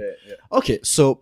One thing also in the East and in the basketball community, and in our era, we didn't have YouTube, internet, and stuff like that. So everything goes with rumors. Yeah. So one said, and so one said. So when I get to Vanier, I heard you were sleeping on Marquette's letters. Like you would receive letters from Marquette's 3 times a day. Yeah. The postman would be mad because you gave him too much jobs, and you were supposed to play. Like Dwayne Wade was being redshirt to wait for you. That was the rumor. What was the real story behind that? Well, at the time when I was at Vanier, starting the 2nd year, going into the 3rd year, I think it was a suitcase, like my old mom's white big suitcase. Yeah. I just had a suitcase of just letters. And a lot of them were from Marquette. But other schools also. Yeah, Marquette, Texas Tech, pretty much all the East Coast teams that were low, mid-major. And then the 2 biggest ones were Marquette and Texas Tech. Okay. So obviously at that point, when you're getting letters from the biggest school, in your head, you're like, I'm going to the biggest school. Big, you're not thinking about this low Division 1, mid-major, whatever. So, I did receive a lot of letters, but we got to set facts straight, and we got to be realistic with what that was. Mm-hmm. Back then, I just thought I was being recruited, like high level. I'm being recruited by these guys. That letter is sent to probably 20 point guards. A letter of interest. Letter of interest. Yeah. Right? Letter of interest, okay, sent out to 20 players. Okay, but they have a list. All these schools have a list. Mm-hmm. Okay. He's my number one, my number two. If I Yeah, don't, if I exactly. don't. And all these kids are gonna go to other schools, so they have to send me that letter. Okay. In case they get to number 20. you get to number 20. So if they send to 30 and I'm 20, we get to 20. Okay, you want the scholarship, that type of thing, right? So I think that's more what it was. I because I was one of the better point guards in CEGEP, and recruitment out of Quebec was just starting then. Mm-hmm. It wasn't huge before. So I would say they were interested, and that's about it. Like, I'm not going to sit here and say, oh, Marquette really wanted me. I text message and coach is like, oh, it wasn't like that. It was just that letter of interest, but by the end of your career at Vanier, was there a school that really showed more interest, whatever if it was D1 or D2, but really showed that, if you can come, we're willing. Come. Like, I know there's other situations where Dwayne mentioned your firstborn and everything. Yeah. That played a big role in you staying here. Yeah. But was there a specific school that was like, yo, if you want to come, just come, we have you? Here's what happened. I never received an NCAA Division I offer.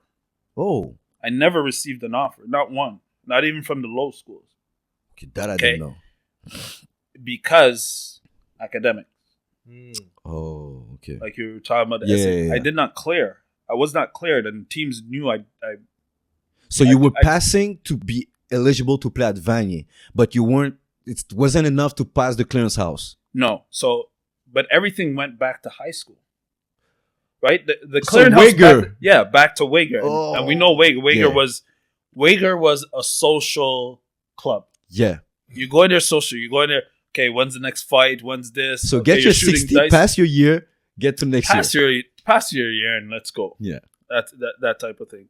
And again, it's Sec 4, Sec 5. That's what really they take. The next big, decision that wasn't good. We talk about English, French. Yeah, I was English my whole life. Yeah, high school, French immersion. Okay, right. And again, it's not my parents did decide this. Trying to diminish my career, but they're just like, well, we're in Quebec. Yeah, you need to speak French. Yeah. So when high school, did my whole high school in French. So math in French, science in French. Like, you did that? Everything in French. And then in elementary, in English? One class, 1 day a week, 30 minutes, learn we. Just to me, like, little I have verbs, an English class, yeah. Right? So I really did not know French. So, and I was a decent student. Like I'm a decent student. So my grades really dipped because the barrier, doing math in French, dip, doing science, dip, language barrier. So, I was like, whatever. At that point, I didn't know about the clearinghouse and all that. So grades were low. So when your grades are low, you got to get a higher SAT score.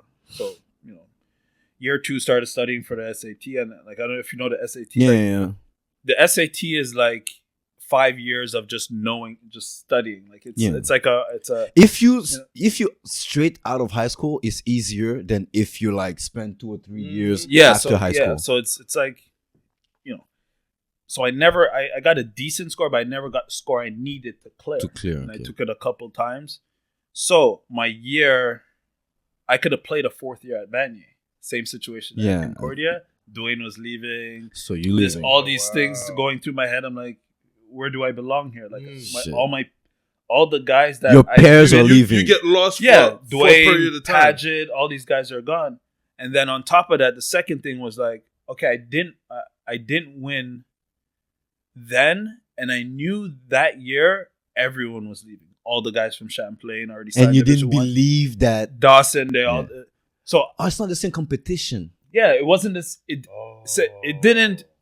I wanted to go into games say I'm playing against Pierre Marie, or Jeff DeSalvo, or Chris Warner, or that's what I want. I didn't want like to just dominate. It didn't do anything for me. And I knew if I went in, you know, it would be that situation. And then, yeah, we probably would have won. We had Nathan, James Lee, Adrian. Alexis, Coulson was back. He didn't play the last year. So Greg Page, like a sort of like a given championship, yeah, like or whatever, or maybe not. Maybe me playing that year was not the right fit for it. True, and maybe so again, I didn't play that year. So what I did that year, I went back to high school. Just to get the grades up. Yeah. Saint-Michel. Comment on appelle ça encore? Marianne? Nah, c'est right off the close to the 40 and Saint Michel. Right across from the little garage there. Yeah. I know. I went to like adult ed. Like Okay. So to get your grades up. So I had to travel from West Island to Saint Michel. Wanted to get my grades up. Boom, did that. Took my classes. Boom, got my grades up.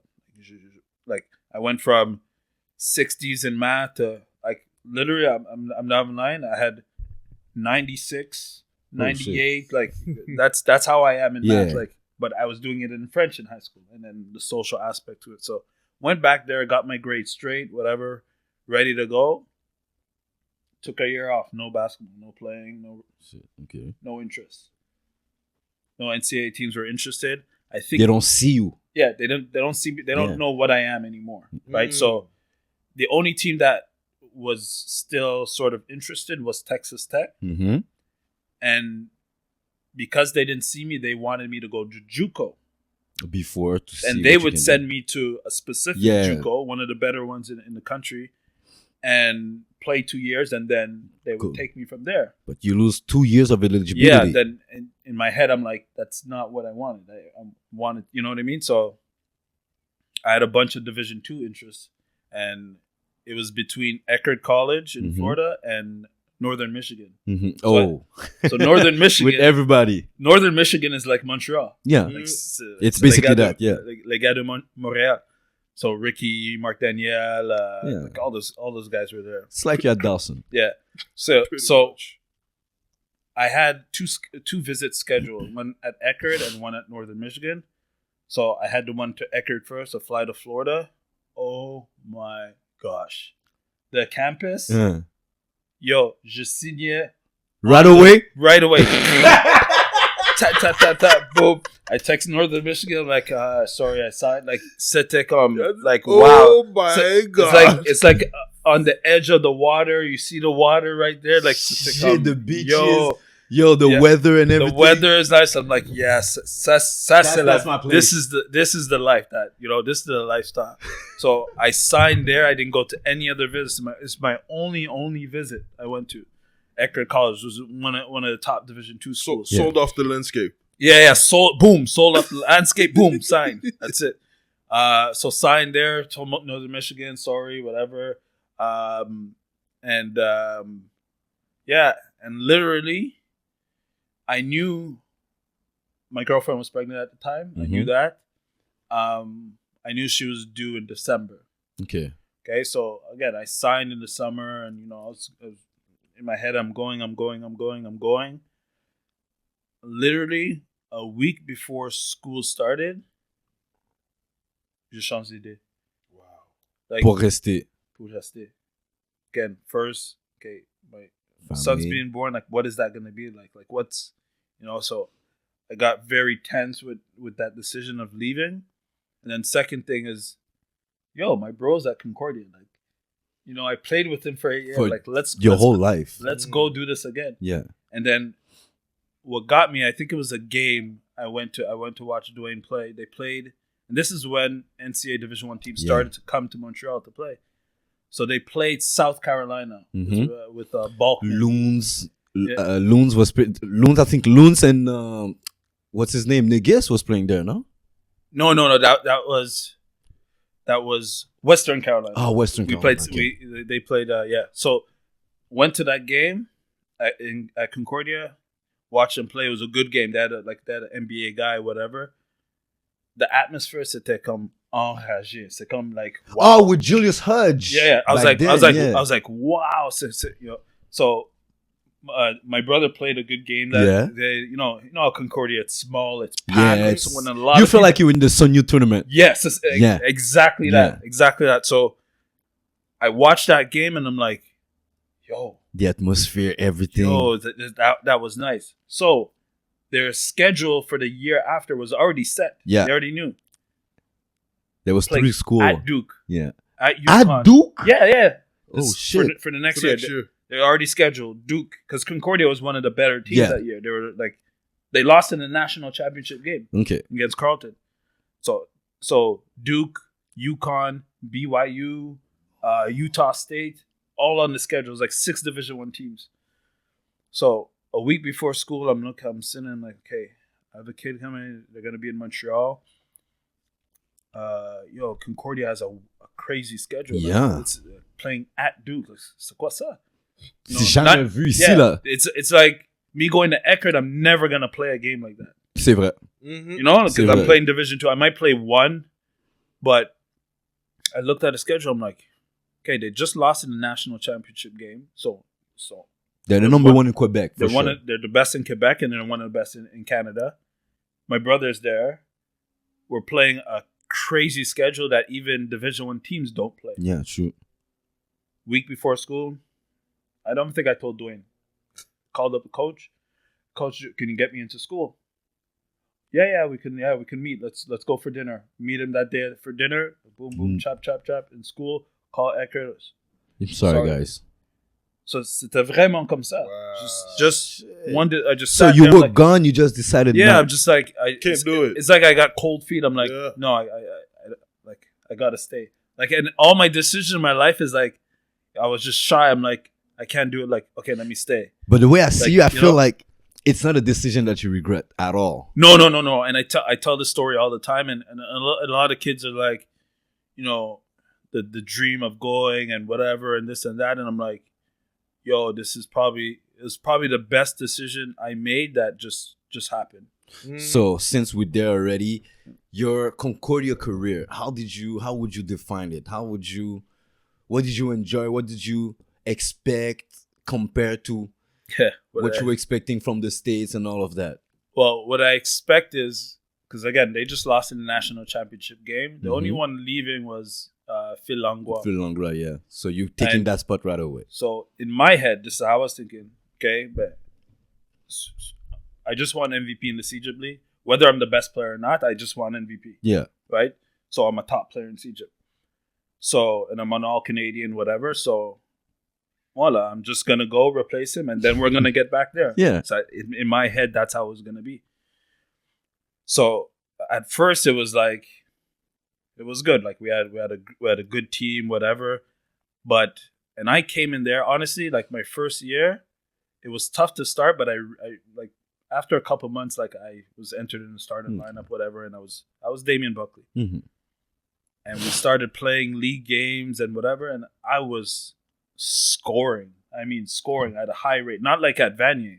But at Vanier, you would score, but you weren't a scorer. C'est ça. That's it. I think I averaged like 15 points. Yeah, something like that. Yeah. It's not like 20. I could score 20 in a game. But it was a balanced team. It was balanced.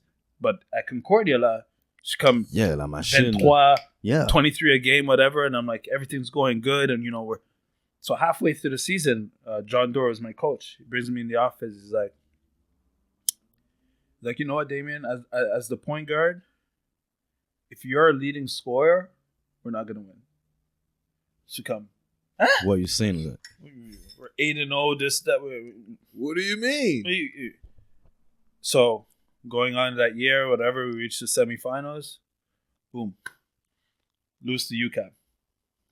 Lose to UQAM in the semifinals. One of the first year of UQAM en plus. Yeah. Lose to UQAM. Oh. C'est quoi ça? Started to think about it. So, then I came to myself, a self-reflection. Yeah. What is it? What does he mean? Like, what does he mean? Because me in my head, when I come over half court, if I can get a screen and just go and score, like just do it. Like, just 2 points.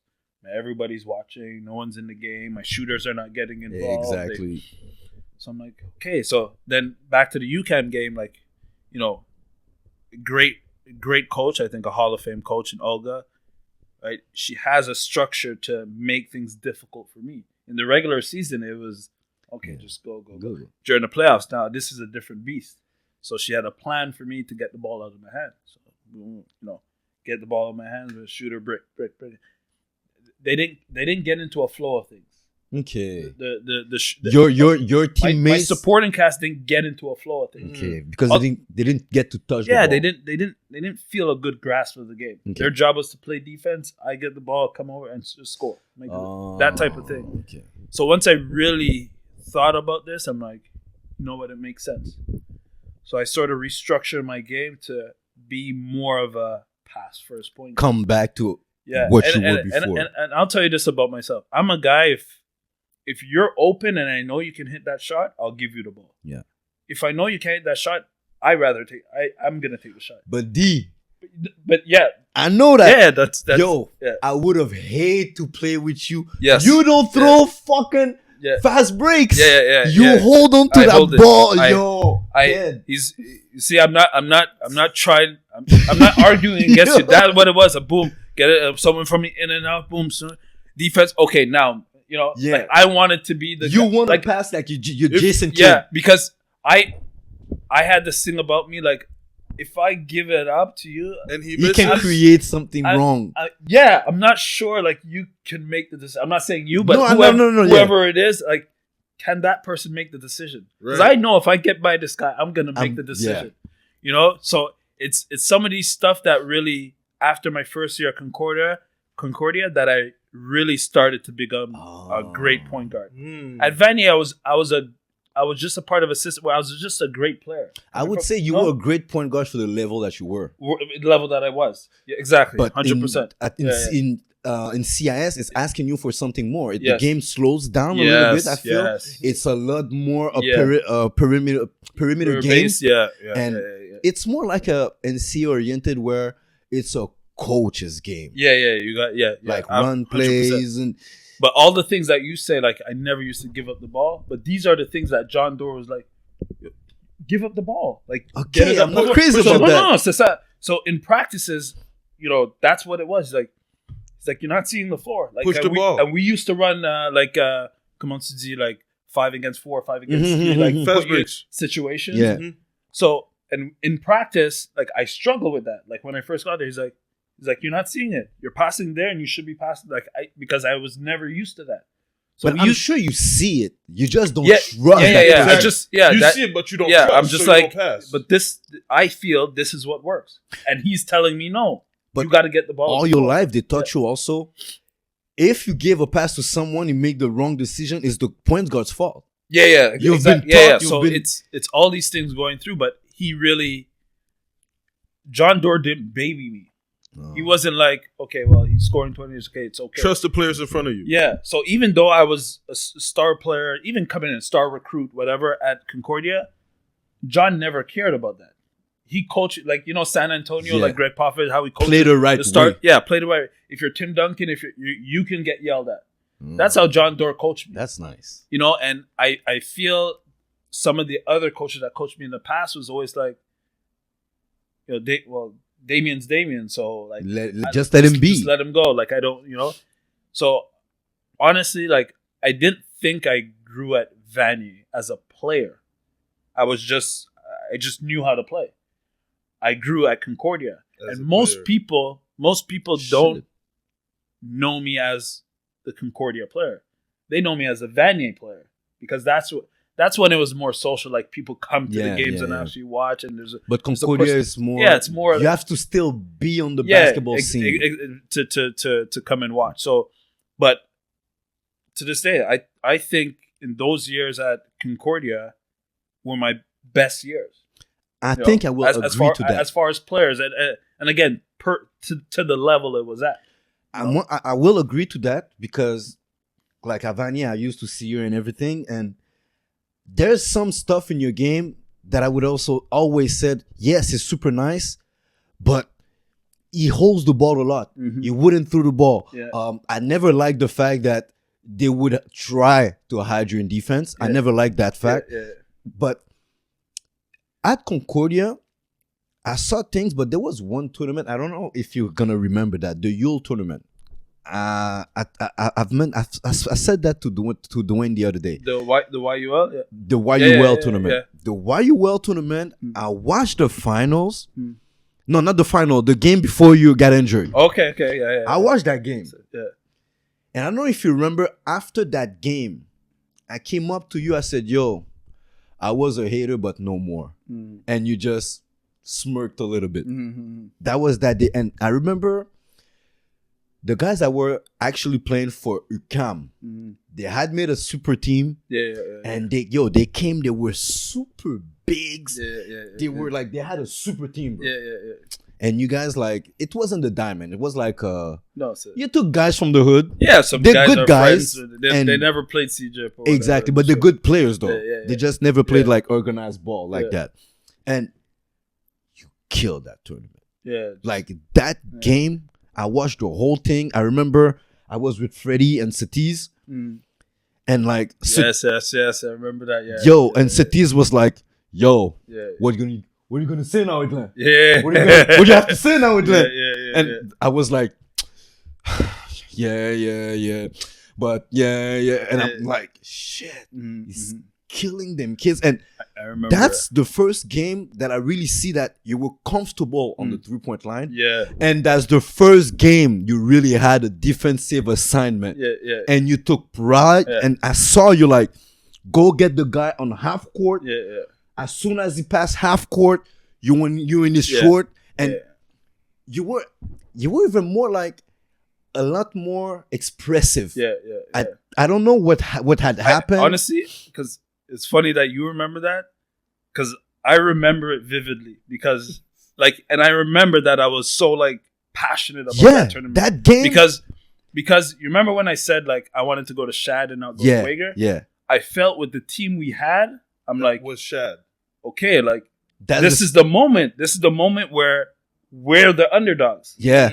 Because at Wager, Sonny thought we were never the underdogs. We were always like expected to win. So I'm like, yo, it's now. It's my time to shine. And I remember that tournament. I'm like, even in the games, like the seeding games, whatever, before the playoffs, like we were playing like some of the younger guys like Tavon and these guys and whatever.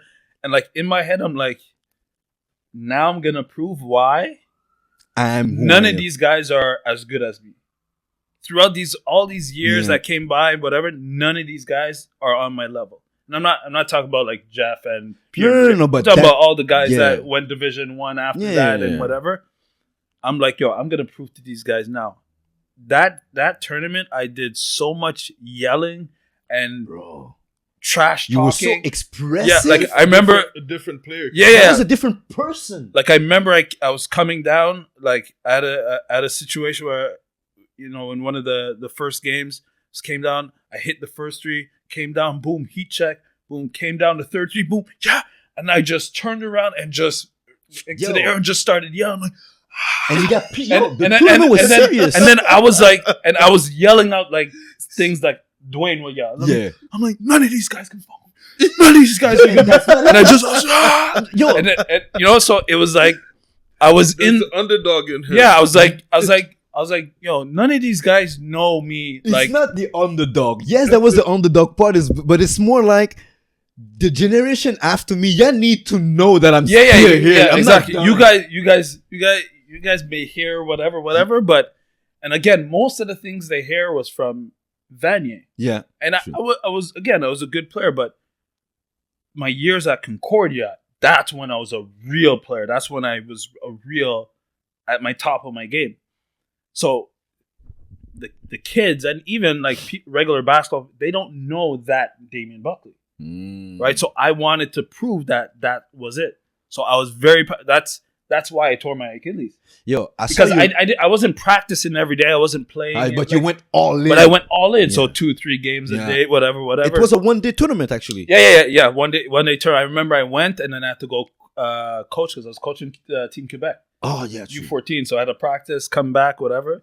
So we played like 4 or 5 games already. I'm like, you know, but again, I feel that I'm in shape. Like that was, you know, it doesn't crazy. Matter. So it's funny that happened, and I tore my Achilles, right? Attempting to do the same spin move. that you've done all your my life. I'm like, life. okay, I'm on the baseline. Boom, I'm gonna hit it, spin, then just I hear pop. Wow. And the guy from UCAM was guarding me. Idris. I forgot his name. He was all Canadian in that year. He was like the MVP, I think. Forgot his name. But I know exactly what you're talking about. Yeah, he was guarding me, and then everyone's like, "Yo, you tripped him or what?" I'm like, no, I just felt something. And then after that, I'm like, in my head, I'm like, yo, I wanted to win this tournament, and then we were playing like a bunch of guys from McGill, their season. I'm like, the matchup doesn't look good, and then Hamza was playing with us. Exactly, he the one that killed the finals. Hamza was playing with us. I'm like, yeah, it's on you now. Yeah, I'm like, Hamza, it's on you, because Hamza played with me at Concordia. Yeah, and I always felt that he would have played more if I wasn't there. Like, he would have got more opportunity if I wasn't there. And I don't think, and again, Hamza's like me, like, I need the ball. Yeah, he needs the ball. So you can't really have two guys who needs the ball. So coach is is it Damian or is it Hamza? So he was sort of putting that. I knew Hamza was a player. Hamza is a player, but if I had to choose between Hamza and Evans, I would always take Evans. Evans who? Evans Laroche. Ben oui, monsieur. Okay. Yo, Evans Laroche là. Evans? If I think of my top 5 teammates, Evans Laroche for sure is in there. Yo, Evans. And he saved one of my championship years at Concordia. We don't talk about this guy. No, and that was one of, like I said, I was always fighting against Dwayne, but because we're the same age and everything. But Evans is a year younger or 2 years younger. Yeah, 2 and years. When he was coming up, we live in the East. He lives in Montreal North. Yeah, I was the guy that was always coming at. This guy, we don't talk. To me, is one of the most underrated players. Absolutely underrated. So, and here, just a little decision made me win that second championship. Evans Laroche committed to UCAM. Yeah. Right? There was an issue. There was an issue. I don't know what the issue was. The release. Yeah, he got whatever release. And that same year, he was with UCAM. He played preseason games and stuff. He stopped, and then he came to Concordia. He came back. He came to Concordia. Yeah. Yo, that saved us. Because there's no way at Concordia, we didn't have that kind of front court that can match up with the kind of guys that he had. And Gregory Saint-Amand was at UCAM too. Yeah. And I'm like, that year, I think we played UCAM in the finals, I believe. So it was my third year. Mm-hmm. My third or fourth year. Fourth year, yes. So playing. Obviously, I'm the star player. The game's going down to the end. Mario Joseph is playing on UCAM now. So we get in Claude is not there. I never beat Claude, so he wasn't there. No. Okay. No, I never beat Claude in the finals. So something happens. I guess we're up 1. I think Mario missed. I grabbed the rebound. Boom, foul. Mm-hmm. Few 15 seconds left. And me, I'm a free throw shooter. Like, I'm always lead the league in free throw shooting. Je choke là, j'ai vraiment choke là. Sérieux? Yo, il l'a dit en français. Yo, je choke là. Yo, get to the line, just boom, miss. And the second one, je savais. You gonna miss. Je savais. Yeah. Tu vas manquer. Man. Je savais. Je suis comme, yo, let me fake an injury or something. Je sais pas. I don't know what happened in my head. It just wasn't sick. It wasn't happening. So boom, shoot, miss. I'm like, shit. Boom, they go down again. They miss again. Evans grabbed the rebound. Boom, foul. Or I think we fouled and they hit a free throw. I think it was like tie game or something. Mm-hmm. Evans gets the ball, gets fouled. I'm like, shit, I just missed 2. And now the rookie is going on the line to shoot 2. Okay, how's he gonna do better than me now? How's he gonna handle this? I'm like, yo, Evans, like water. He just went up to the line, like no change of emotion, no nothing. They even called timeout to try to choke him, nothing changes in Evans. Ça c'est Evans Laroche. Yo, game to the line, boom, drill, end up winning the championship. I'm like, yo, Evans, and even before that, throughout the whole season, Evans had a lot of trouble with coach, they butted heads. Mm-hmm. Evans had a strong personality, and also coach had a strong personality. I was more reserved. Like, Yeah. someone yells at me, I can just like, okay, whatever. I can take it and be able. Evans was a bit. So me and Dwayne had to really guide Evans through. That first part of him coming in and butting heads with him. But Evans is a guy like I give the ball to. Yo, So, you know what I mean? Like you can trust him. Yeah, Evans. You can trust him. Good. But the thing with Evans, he will not shy away from the moment. No, and that was my problem with Yeah. Hamza. Sometimes I played a lot against those guys, and I played with also. Yeah. Hamza would abuse. In Creole, we call that a pity killer. Yeah. Like, you kill everything that is smaller than you. Yeah. That is not at your level. So when someone that is at your level or really close to your level challenges you, it's a difficult. It's you shy away, you disappear. That's what I never see it that way, but that's what I if felt you play with them, Hamza, but with Evans, because they always play together. There was a trio: Hamza, Evans, and Momo. So Momo and Evans would be the guys. They were not seeing like the stars, but at the end of the games, when shit go left, they would be the one like fighting to win that game. So Evans that's why to me, Evans Laroche, shout out to him. Pour de vrai, on va t'avoir sur l'émission anyway là. J'avais parlé déjà avec Ernst, so we're gonna get you on the show. For sure. So now that was your like university career. Yeah. Okay, it didn't go exactly where it went. It's like we just started. It's like we started after university. Like I have a whole different life. C'est ça. C'est ça l'affaire. So it's crazy. Now, because I know that you have somewhere to be. Division Dion. It's good. Division Dion. What is that exactly? No, you know what? Pause. Guys, don't forget, like, subscribe, share. You already know. All this. Let's try to make this channel grow. So we're gonna try to bring you more Anglophone content. We're gonna try also. Franglais. On va essayer de vous amener aussi plus d'invités féminines. Donc, on va commencer aussi à vous amener d'autres points de vue, pas juste des joueurs, les coachs. L'année passée, on avait beaucoup de coachs. Cette année, on n'a pas eu. On va vous amener des coachs, des refs. I have a lot of bones to pick with some refs. So, on va vous les amener. On va essayer de vous amener des gens, des directeurs de la ligue, des gens qui prennent des décisions dans la ligue, des gens qui ont forcé, qui nous forcent à décider, est-ce qu'on joue scolaire, est-ce qu'on joue civil, why can't we do both, stuff like that. So, on aimerait savoir pourquoi ces décisions-là sont prises. Puis, c'est ça qui va arriver. So, allez like, share, subscribe, follow. Là, on continue aujourd'hui, guys, avec Damian Buckley. So, after that, after Concordia, what happened with your pro career?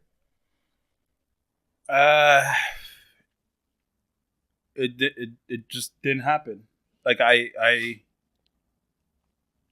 know I was good enough to play pro. Of course.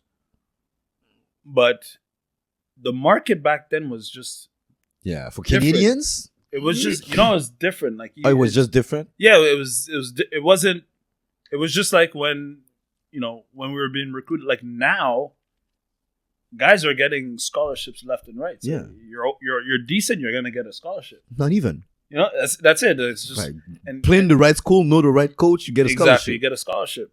Back then, it wasn't like that. I think that Champlain team that played Pierre-Marie, Negus, Mohamed Ashad, Bernard Cote. That's when it really started a big boost. Like even at Vanier, on my teams, Colson and Jerry.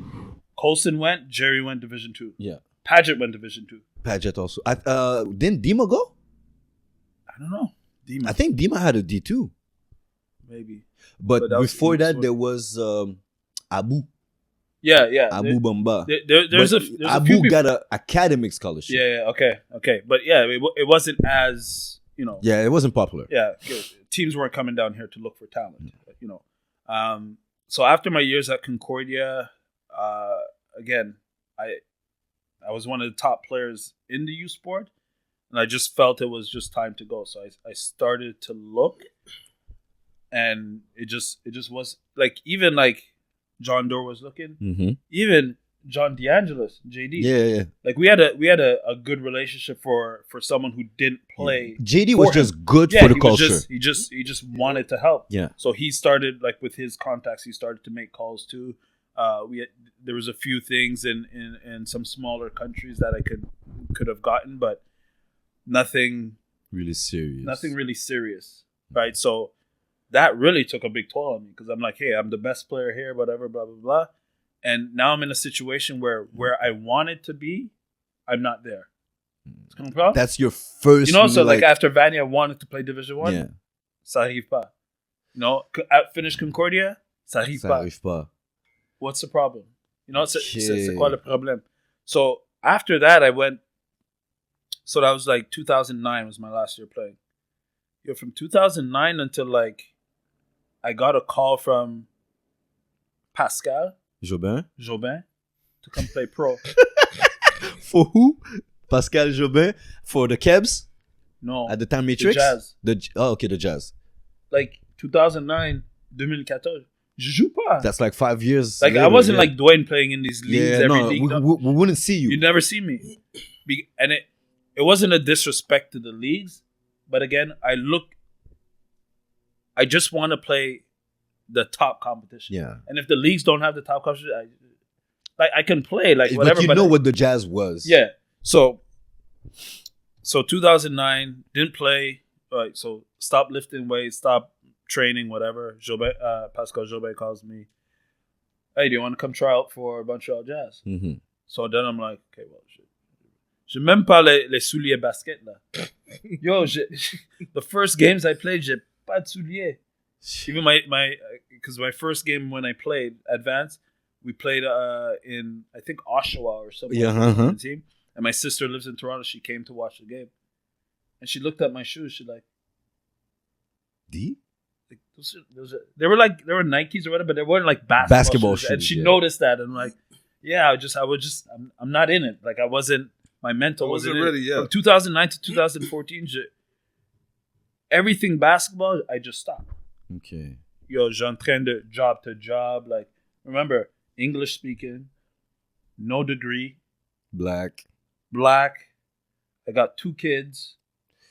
Okay, right? Yeah. So now I went from going to school playing, everyone seeing me play, to like, okay.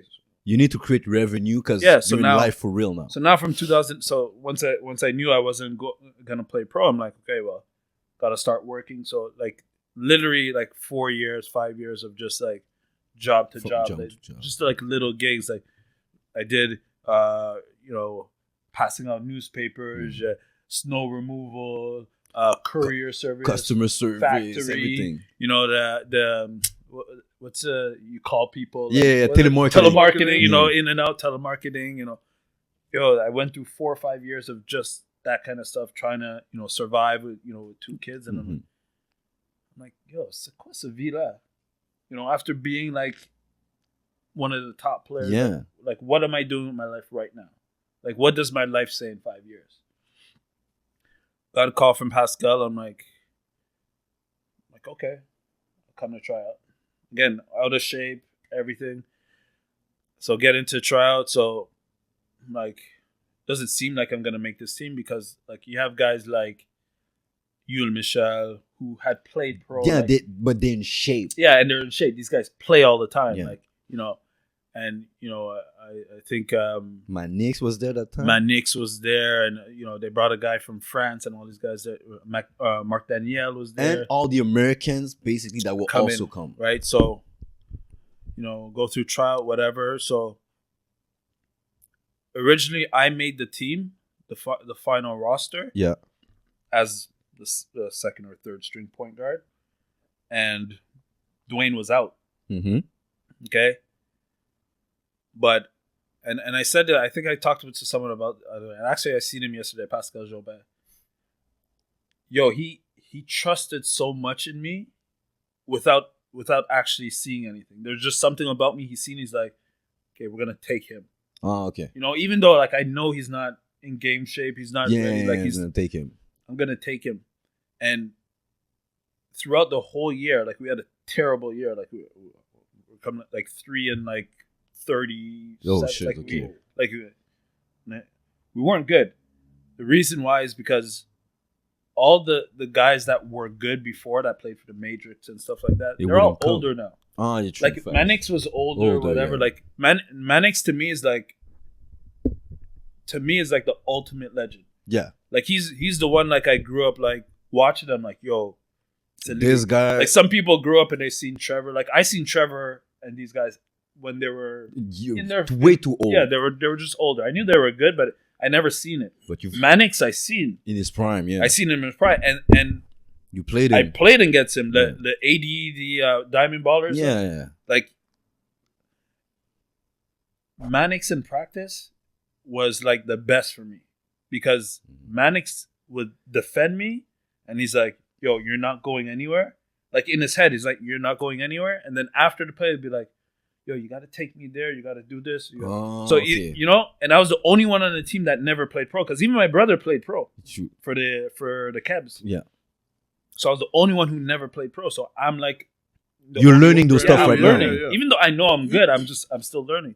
So he really brought me through different, like, he was the leader. He was like the big brother of the team. Okay. You know? But again, going through that year was tough because I had to get back in shape, get my body back. Mm-hmm. And that only really happened at the end of the season. Like, I'm like talking like last 5 games left. And like halfway through the season, in my head, I'm like, I told my father, like, I called him, like, no, I'm just gonna quit. Like, I don't feel like, you know. And he's like, D, you're gonna quit? You never quit in your life. Like, what, you know? So he got me through that. I ended up staying. My last 3 games, je suis 1 rebound, 1 assist, shy of triple double. Oh, back-to-back games. Okay. But I got my legs back and then I understood, okay, I could play at this level, right? But I think without Pascal Jobert, because there's many times where it's like, okay, Americans coming in, okay, we got to cut someone. You know, like, so I'm trying to play to keep my spot rather than to just play. You know what I mean? So but your relationship with Pascal, did you feel that you were being protected a little bit? So I never felt that, but I knew, like, in Pascal's head, he's like, okay, maybe the guy to get cut right now is Damian, because he joue pas, whatever. You know, like he's, but he always kept me around, and I think I was one of the only ones who like played every single game, went on every trip. Like other guys, like, oh, I have work, I have this, I have that. But you whatever. were always I was always like committed to playing. So he brought me through that, and like I remember one game when I started to get like it was high numbers. It was like 26 points, 10 rebounds, 9 assists, that type of thing. I remember one game he brings me to the side after the game started, and I started this game. He's like, Damien, I want you to take the ball. After they hit the free throw, take the ball and go down and just shoot. Just go shoot. Yeah. I'm like, what would I do that? Like. So I took the ball. I went down. Someone was there. I pump fake and I passed it. He's like, Damien, come here, shoot the ball. So came down, whatever. Okay, I'm trying to understand. Yeah, came down, shoot, because I don't play. I don't understand that. You don't picture it, right? Especially at that level. If I was at Vanya, I know I can do it. Yeah. But at this level, it's like, you know. So I came down, whatever, took a screen, boom, shot it, missed, came down. You know, what he was saying is that you're playing too timid. This is not how you play. You have to get back into your mental state of, I can do this. Yeah. Whereas when I was playing, I was like, let me just play it safe. Yeah. Okay, here, Mannix, take it. Yeah. Here, Sheree, take it. Here, Mark Daniel, you shoot it. Oh, you know, Mark Daniel, you shoot it. Because Mark Daniel, like, you'll shoot. He was my favorite. Because before, when I didn't like to give it the ball, I would give it to Mark Daniel because he was shooting collect the ball. assists. Yeah, just here, shoot it. So once he went through that and he spoke to me after the game, I'm like, you know what? That's it. Like I'm playing this too safe, and I'm just trying to stick around rather than just be free and play my game. So ever since then, and I started to start, then I felt, you know, comfortable back into myself. I was getting back to when I was at Concordia. And then when I was invited to Team Canada tryouts, that's where I was getting back to. And they had that year, so that was the first year, and then they had to decide, because how that works in the NBL is every year you have protected players. Mm-hmm. So you can protect, I believe it was like 4 or 5 players. And Pascal put me on the protected list. Oh, shit, okay. Him, like Manix, I forgot who else, maybe Jonas or whatever. So you protected me. So I was excited because now I was ready to go. Now I would have an off season and then come back and play. But then the team just folded, and that happened, and I went right into coaching after that. So you had a really good experience with Pascal Jobin on your side. Yeah.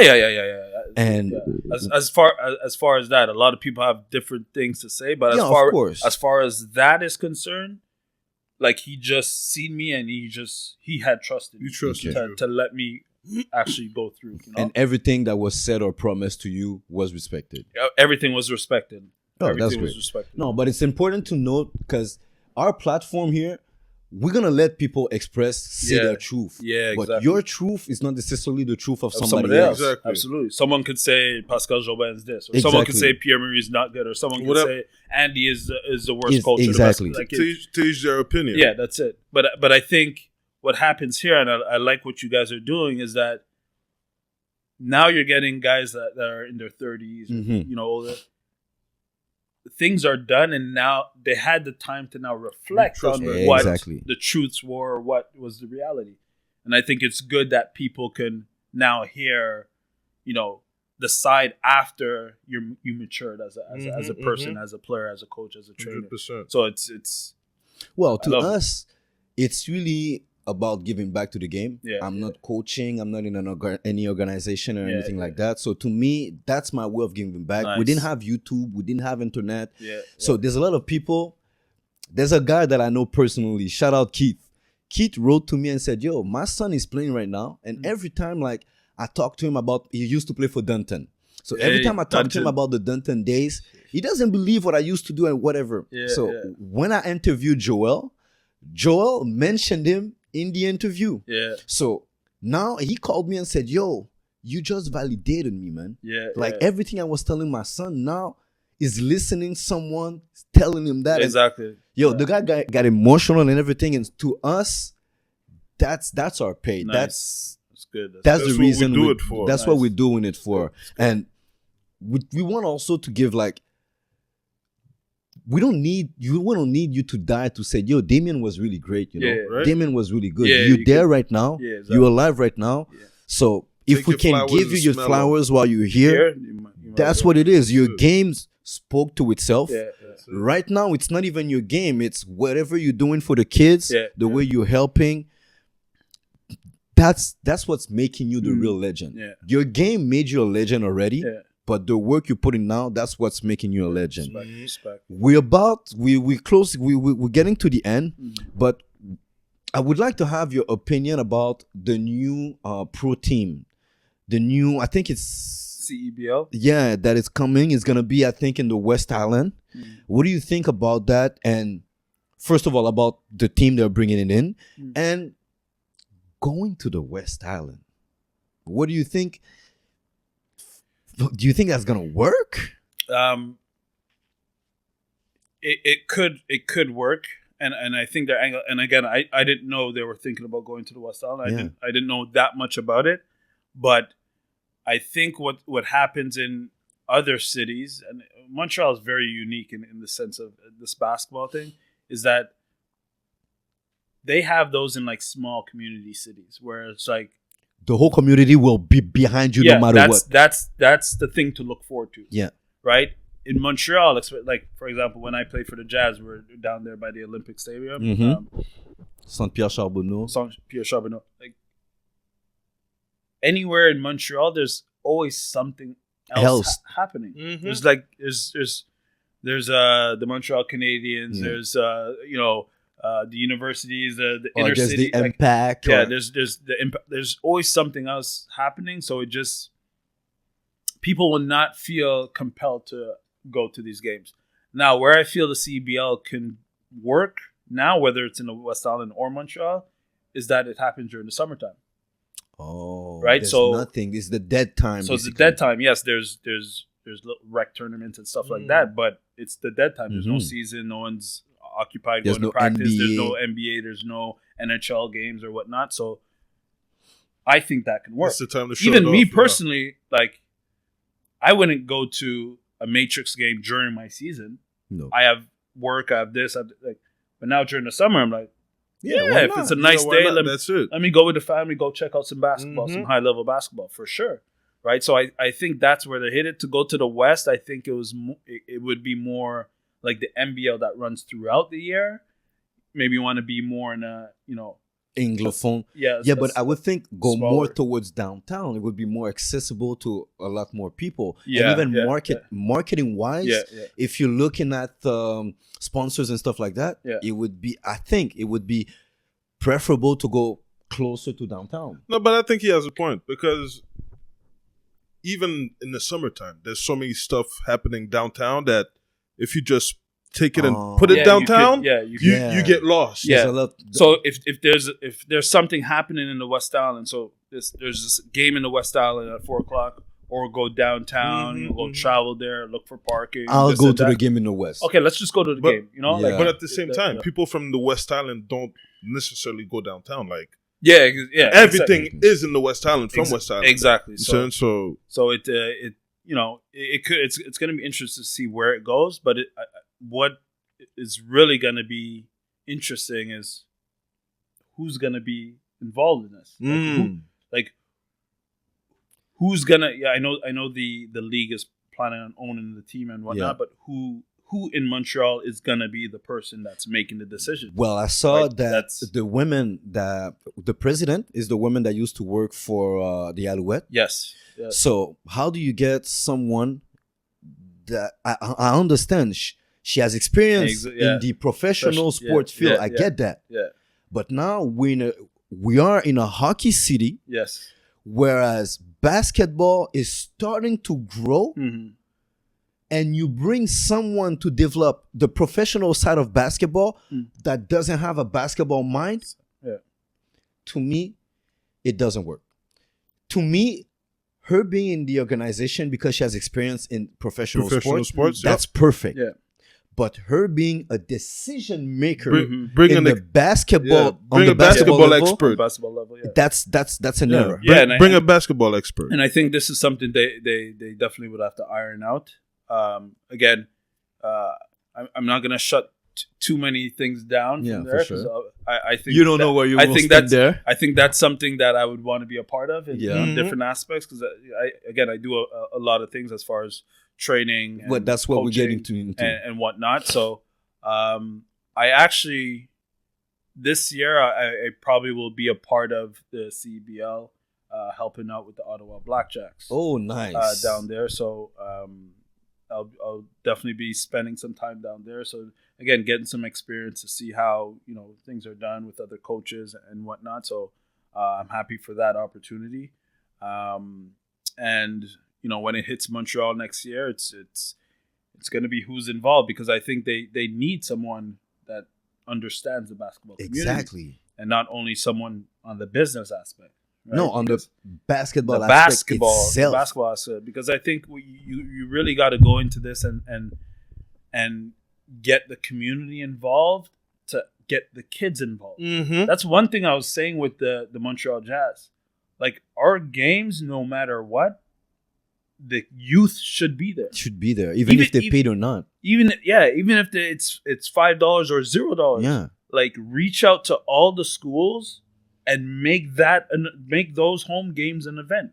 Come. Those kids will be the one in the future that will want to tune in to watch games. Exactly. That's why you will actually build not a basketball community, but a real basketball scene itself. Create media around basketball and stuff like that. So I really think you got to attack the youth, the teams. Always. Like, all the teams should be going to watch the highest level of basketball. True. The youth need to be watching the highest level of basketball. It's like when I was a kid and I used to go to Dawson and I seen Mannix and Berkey in the backcourt. I'm like, oh. So you want to be them. That's what So it's got to be a community thing, and you're going to need someone who is involved in the community of basketball, whether it's AAU, whether it's coaching in NBL or RSQ. You need someone who is open to sort of everything. Absolutely. And, you know, so but you definitely need to get the youth involved in please reach out to definitely. Trevor or Dexter, because those guys have been doing it for years. and doing it well. Right. And again, a guy like, for me, like, if you look at a guy like Trevor Williams, he's always been there for the community. Always. Like he's one guy, when I look at him, like, okay, who is Trevor? He's a reference. Always. He has his foundation. Yeah. He created his basketball camp that you know, created jobs. You know how many players came out of his basketball camp. He's a guy that reaches out.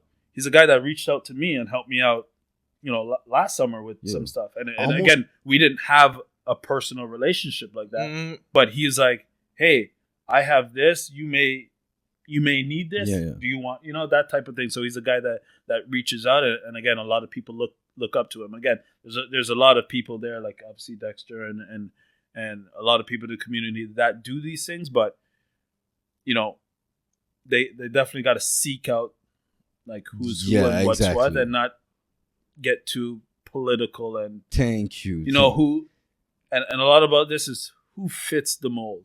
We know about that. Like if you're going around, and this is how I say for me, at a point in what I'm doing, I'm like, I'm not giving up myself and who I am to appease to anybody. Right? You know your worth. Like I've been an assistant coach for 6 years. Mm-hmm. Right? I've been a lead assistant for six years. Right? If the players look at me, how the music I listen to, how I dress, you know, how I talk, like, yo, yeah, you're a fraud. Like, you know, they you know, at first they look at me, they're like, yo, are you really assistant coach? Yeah.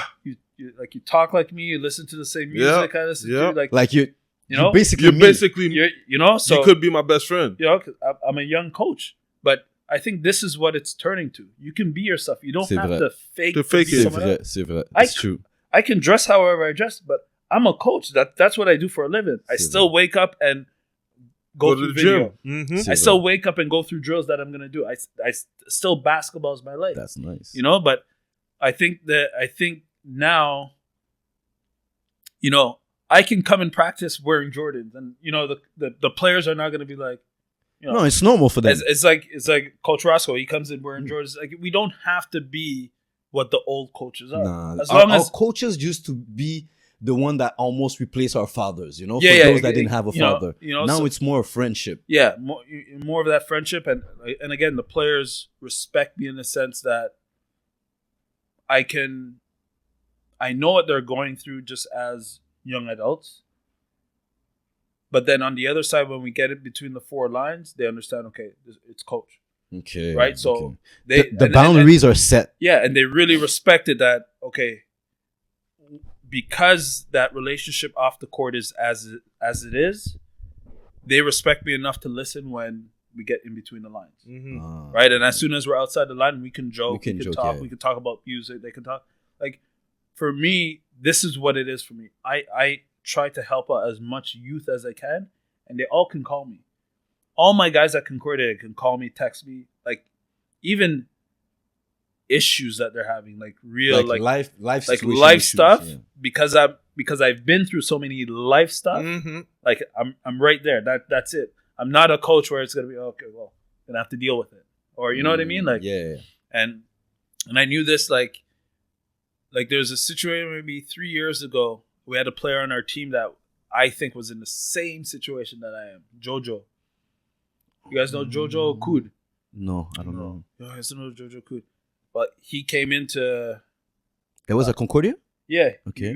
He went to JUCO. Like, he was back with, Nikki Deslien. Okay. I see which year. Jonathan Kud. Okay, Jonathan Kud. Okay. Yeah, so he was part of, like, I think it was Alma, when it used to be Alma, and Tedford, I think, a little bit. Mine, with Igor and stuff. Yeah, so, like, when he came in, like, same thing as me. Like, he came in, like, he had a kid. Yeah. Oh, right? They had to go through school. And I'm looking at it, and I'm like, that's me. This is me. Yeah. So, like, sometimes, like, he would come to practice, like, you know, he would have a son, and, like, part of my assistant coach job was just grab the son. Yo, I got to play with him for an hour and a half. Yeah. 2 hours. Yeah. Take care of the baby. Boom, boom, like we're laughing.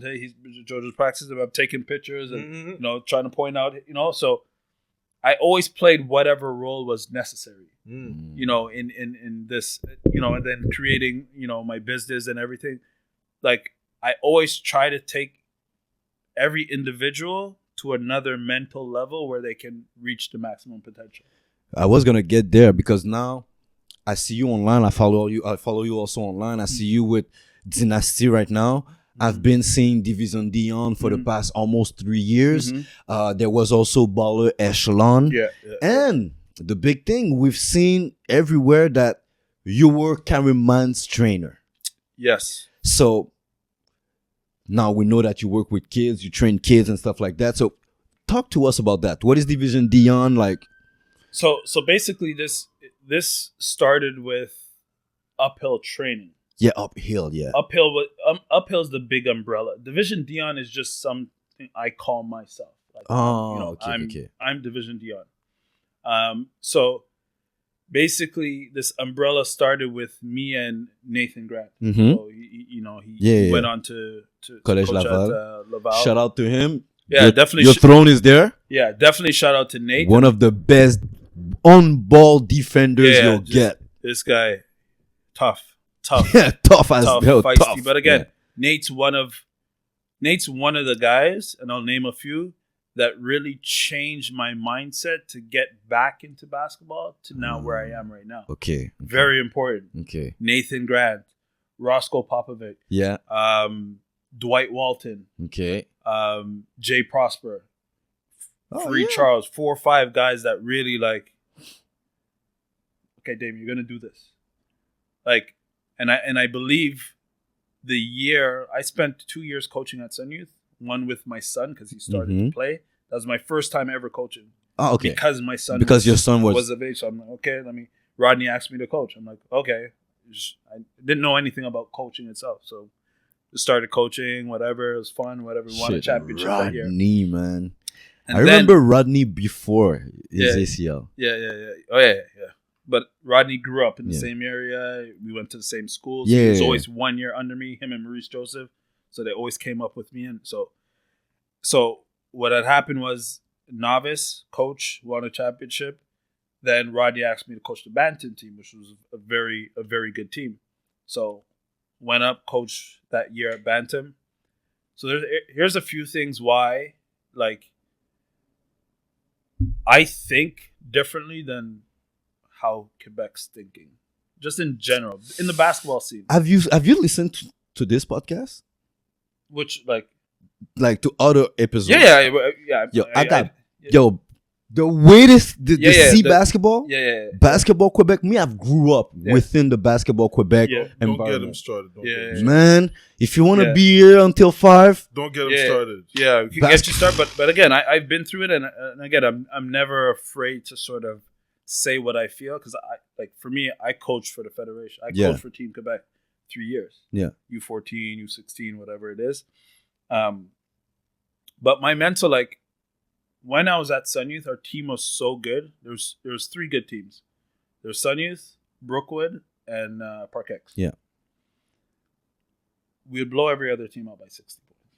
So I told Rodney, I'm like, we need something more for our guys. Like, we need something else. Yeah. Right?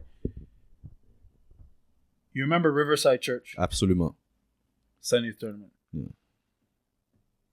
We played a game against them the summer before, and they had a league in New York City. They were playing in the league. And I told Rodney, just one day I said, why don't we go play in that league? Like, but it's in New York City. Like, we have to travel all the time. Like, how? What are you talking? How is this going to work? Like, not playing the NBL? I'm like, no, we can play in the NBL, but we're going to play in that too. Yeah. So he's like, I don't know. So I went back home, came up with a plan, pitched it to him. They pitched it to the head guys at Sun Youth. I had to convince the parents, and then boom, it was a go. We played in the NBL and the league in New York. In New York City. How did it go? Well, not good, but that's experience. That's the point. Yeah, that was the point. Like, we finish. like 4-10, something like that, whatever. But we played against the number 1 14-year-old, like that, like, so this is what I wanted. And your kid's name on the American scene now. Yeah. So that's what I wanted to create, a different, So that year we went there, we played that league, we won the NBL league. We played Brookwood in the finals, won by 1. Mm-hmm. Played Parkex in the final, won by 3. On that team on Parkex, Keyshawn. John, Barthélemy. Colorado. Lugans. No, not Lugans. Okay. Ben Mathurin. Okay. Arizona. C'est quoi le nom? Washington State. Comment il s'appelle? Jefferson Koulibaly. Okay, yeah. So those 3 were on that team that we beat in the finals. Shit. Right. And to this day, I seen Keyshawn a few months ago before season started. And he says to me, he's like, Coach, I still remember that game, that loss against you. And I said, yeah, you took that loss, Keyshawn, but one thing I knew about that year, and who was coaching him is Stephen Hazard, Mm-hmm. the assistant coach at Dawson. I told him, like, I see it in you guys. You guys are all going to be successful. Yeah. Just from the way, just the way how you guys approach things is different. Whereas the guys that I had at Sun Youth, none of them are playing Division I basketball. Okay. Not one.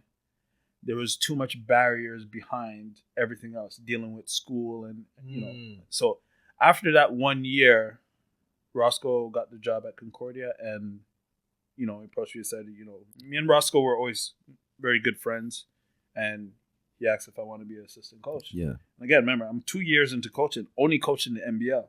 Like Facts, Bantam and novice. It's only 2 years. So I never coached CJIP or high, just there.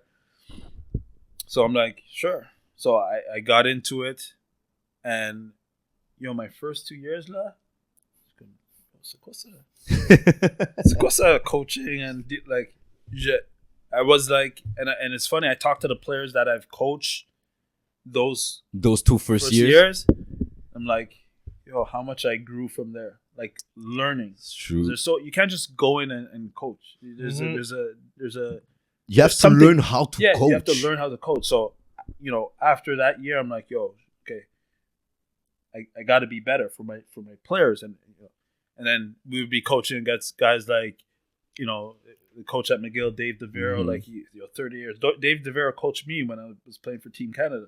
Like, that's how long he'd been coaching. For like 30, 40 years. Yeah. So now I have to go up and get him and coach. Like, what can you know what I mean? So I had to learn the game fast if we were gonna be successful. The game on paper. Yeah, I had to learn it fast. And one guy who was always in the game was Roscoe. Yeah. So Roscoe is a mentor to me because he's been coaching ever since he stopped. He been coaching. Coach at Express. Yeah. Coach Concordia I've Women. seen him on the scene. Like, yeah. I think he started coaching while playing. Yeah. He was always coaching. Coach at Sun Youth summer team. He coached Concordia women's team until he finally got the job. So I had to really learn from him how to coach, and then I started to read books. Okay. Coaches from educating yourself. Yeah, educating myself. I always used to watch videos, and then what came from that is because I was still sort of active, I was able to practice a lot with the guys and actually show them certain things. So that's where it came. I'm like, well, I'm not as good at the X and O's and don't understand much about basketball as far as a coaching standpoint, but I can train guys. Yeah, building your body, like your skills and stuff like that. Within a guy. So I started to really do that. And I got better at that. So that was my contribution to the assistant coach at Concordia, is to get guys better. Okay. And we weren't getting like the top CJIP guys at that point at Concordia. We were just getting like AA guys. So you had to develop those guys. I was in charge of developing those guys. Yeah. So we started to recruit AA guys and develop them, and they became all-stars and stuff like that until my 4th year where we finally won the championship. And again, our starting backcourt were guys that were never recruited, like Ricardo Monge. Mm-hmm. Like I spent a lot of time with him, and he spent a lot of time working on his game. Like I really like made him understand the mid-range game, which is not a part of basketball right now. No, it's like you dunk or you shoot the three. You shoot the three or you get to basketball. Yeah. So I'm like, I sort of went against the grain and started like, yo, if you can get to this spot, right, and elevate and shoot and be solid, right, everyone's teaching you to stop the basket or stop the 3-point line. Okay, the defender will so they're not gonna give know, you. They're gonna give you the mid range. Yeah, so true. if you can hit the mid range, then it's easy basket all the time. So here's a kid. He was all Canadian in his last year. Barely recruited out of John Abbott, who was the MVP of the Quebec, and was an all Canadian, and we won the championship in his last year. Oh, again, that guy never recruited. He's not like me, going in. Was MVP, like, big time. No, he had to work his way to that, But he got there. And then the second guy was Adrian Armstrong, who's a AA kid at Dawson. Came in, again, couldn't dribble the ball when he first came in. Started to work with him. Then he started to work by himself, because that's a key thing. Yeah. You can work with a trainer, but what are you doing? If you work with me Monday, Friday, Sunday, what are you doing in between? Yeah. So that's what those guys understood, and they started to work on their own, right? And that was just an elite backcourt where we started from here and ended up here winning a championship, right? So after that championship, I'm like, I can be good at this. That's what it is. I found my niche. I started him here. I got him here. Okay, why don't I go into get back into youth basketball and start doing the same thing? Yeah. Right? So I seen the success within myself before I even started to promote myself as a trainer. Okay. I like, it was a 3-4 year like grind. You did something out of necessity. Yeah. And you understood that, I'm good at it and I like it. Yeah. So why not capitalize on that? So I created Uphill in 2017 with Nathan before he had left. And then once he left, like, I took over the company fully. And he's the reason why I coached Kareem. Oh. Okay, Nathan was the coach at Team Quebec, where he coached Kareem. Yeah, and then Nathan, when they won. No, this is before. Not the year they won. Oh, before that. It was before that. Okay. Kareem was there, but Nathan stuck with Kareem. Okay, you're just helping him out, whatever. And he started to work on his base and footwork stuff and all that stuff. And then when we created the company in 2017, Kareem was there. He was. Okay. He was there. He wasn't new to you. No, he wasn't new. But when it was always Nathan that was really training him, I was just like assisting Nathan. So, help rebound, say a few things here and there, do this, whatever. But I was just sort of helping out. And, we developed that relationship through those 2017, 2018. So I knew him through then. But then when Nate got the job, okay, Nate's gone. You can't. So, what am I doing? Because I still need a trainer. Yeah. So I'm already used. He was used to you already. Yeah. So, and everything went through Nate. Again, everything went through Nate, but we actually played Vanier. And again, we weren't training like, that when Nate was here, we were constantly in the gym. But after Nate left, there was sort of that gap between like, okay, what is he doing? We played a game against them at Vanier. Concordia played Vanier. Yeah. Exhibition game. And he sat out. He was injured or whatever. So, again, we link up after the game. We started talking. I'm like... And again, at that point, I don't have his number. Like, everything goes through Nate. Yeah. When Nate's there, he's in the gym. So, get his number, whatever. We start talking, whatever. He's like... I'm like... We disconnected again for a month. And then... We had alumni game at Vanier. Yeah. Again, he didn't play. And again, I was excited. I'm like, I'm gonna go play and win. I never lost at alumni day against AAA team. AA was always the hardest because they play hard. Yeah. And they're in you. The AAA is like whatever. So he doesn't play. So after the game, we're sitting down talking. I'm like, so what's happening? Like what are you doing? What's next for you? What's next? What's the vibe? Like, being. This team is interested in me, whatever. There's a few NBA talks at that point. I'm like, okay, but what are you doing? Like, what's your regiment to get to that level? He's like, oh, well, I've practiced and, pretty much that's it. So I'm like his regular CJEP routine. And I know I've been a part of the CJEP routine. It's not enough. Exactly. It's not enough if you want. But when you were there, you'd never thought about getting into the draft. Exactly. So I'm like, in my head, I'm like, I didn't want to like go behind like Nathan's back because Nathan sort of brought it in. So I started contacting him, and then we organized a training session at Concordia. So he trained whatever, and then I'm like, but it was still in my head. I'm like, it just seems like I just went behind his back, whatever. But I'm like, and you haven't said nothing to Nate yet. Yeah, I haven't said anything, but I'm like, but Nate's not here. That's Nate's guy. Yeah. So I'm like, let me just talk to Nate. Boom, call up Nate. I'm like, yeah, like I just told him like I don't want you to think like I'm trying to take over or whatnot and whatever. And he's like, what are you talking about? You're expected to do this. Like who else would I want to be in that position? And I'm like, okay, So once I cleared that air, everything was good, and literally like me and Kareem went at it, like, and I created Division Dion really off of the mentality of what me and Kareem did, because the mentality was very simple, right? I'm gonna wake up earlier than everybody, and I'm gonna work more than everybody. And me personally, I never did that in my career. Yeah, me neither. None of us did that. Yeah. We just, when there's a turn, we play, go play whatever. But we never thought about extra work, ball handling, whatever. We just go play. I just have practice. Yeah, we have practice. That's it. That was the mandate. Yeah. Okay, but I'm like, okay, he wants to enter the NBA draft. Okay, he needs more. So literally, like, I would wake up, honestly, I'm no lie, 4:45, 5 o'clock. Every morning. Because the only gym we have at that time is Concordia, because I worked. Yeah. So I talked to Roscoe about it. He's like, yeah, get in the morning. Everything was sort of back door type thing. Everyone knew me there, but like it was whatever. So got in the gym, started to work.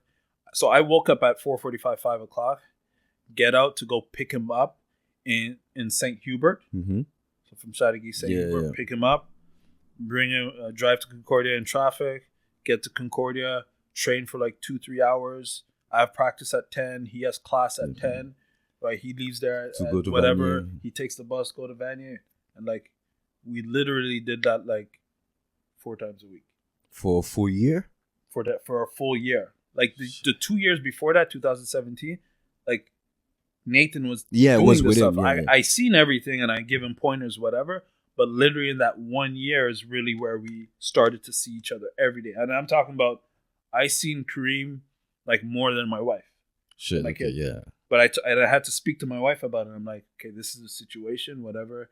I think it's a great opportunity for me, for everybody, and him, because, and I there's a point I never seen it as I'm his trainer or whatever. I was like big bro, and I think that even to the now, when we speak, it's always like big bro, like I would help him through everything and anything. It's not a business type of thing. It's it wasn't like a business, like, okay, this is how you got to do this or whatever. Like, it's like, I have the opportunity to help you get to the next level. It's Kareem that got him to the next level. C'est pas toi. I did this and created some regiment that, like, I just got him into the mental state that you got to work harder than everybody. And that's it. He was already a hard worker, but they didn't think he had guidance to do this here, do that here. So you created that. I created that. So I got up early. I picked him up every day, or we'll shoot at night. So sometimes we'd go train. He'll go to school, blah blah blah, whatever, and then have a game at 6 o'clock at Vanier. But people don't know. Maybe he'll have a lousy game. He won't shoot well from the 3, but he just worked out for 2 hours at Concordia. So people don't really see what was behind the scene. Whatever, to prepare for the biggest whatever's level. happening. And then I said to myself, when I was at Vanier, I think, like I was telling you, the biggest thing was wasn't able to develop my body. So I said, "What are you doing for weights?" I said, "Well, the regular, whatever." Like, no, it's not enough.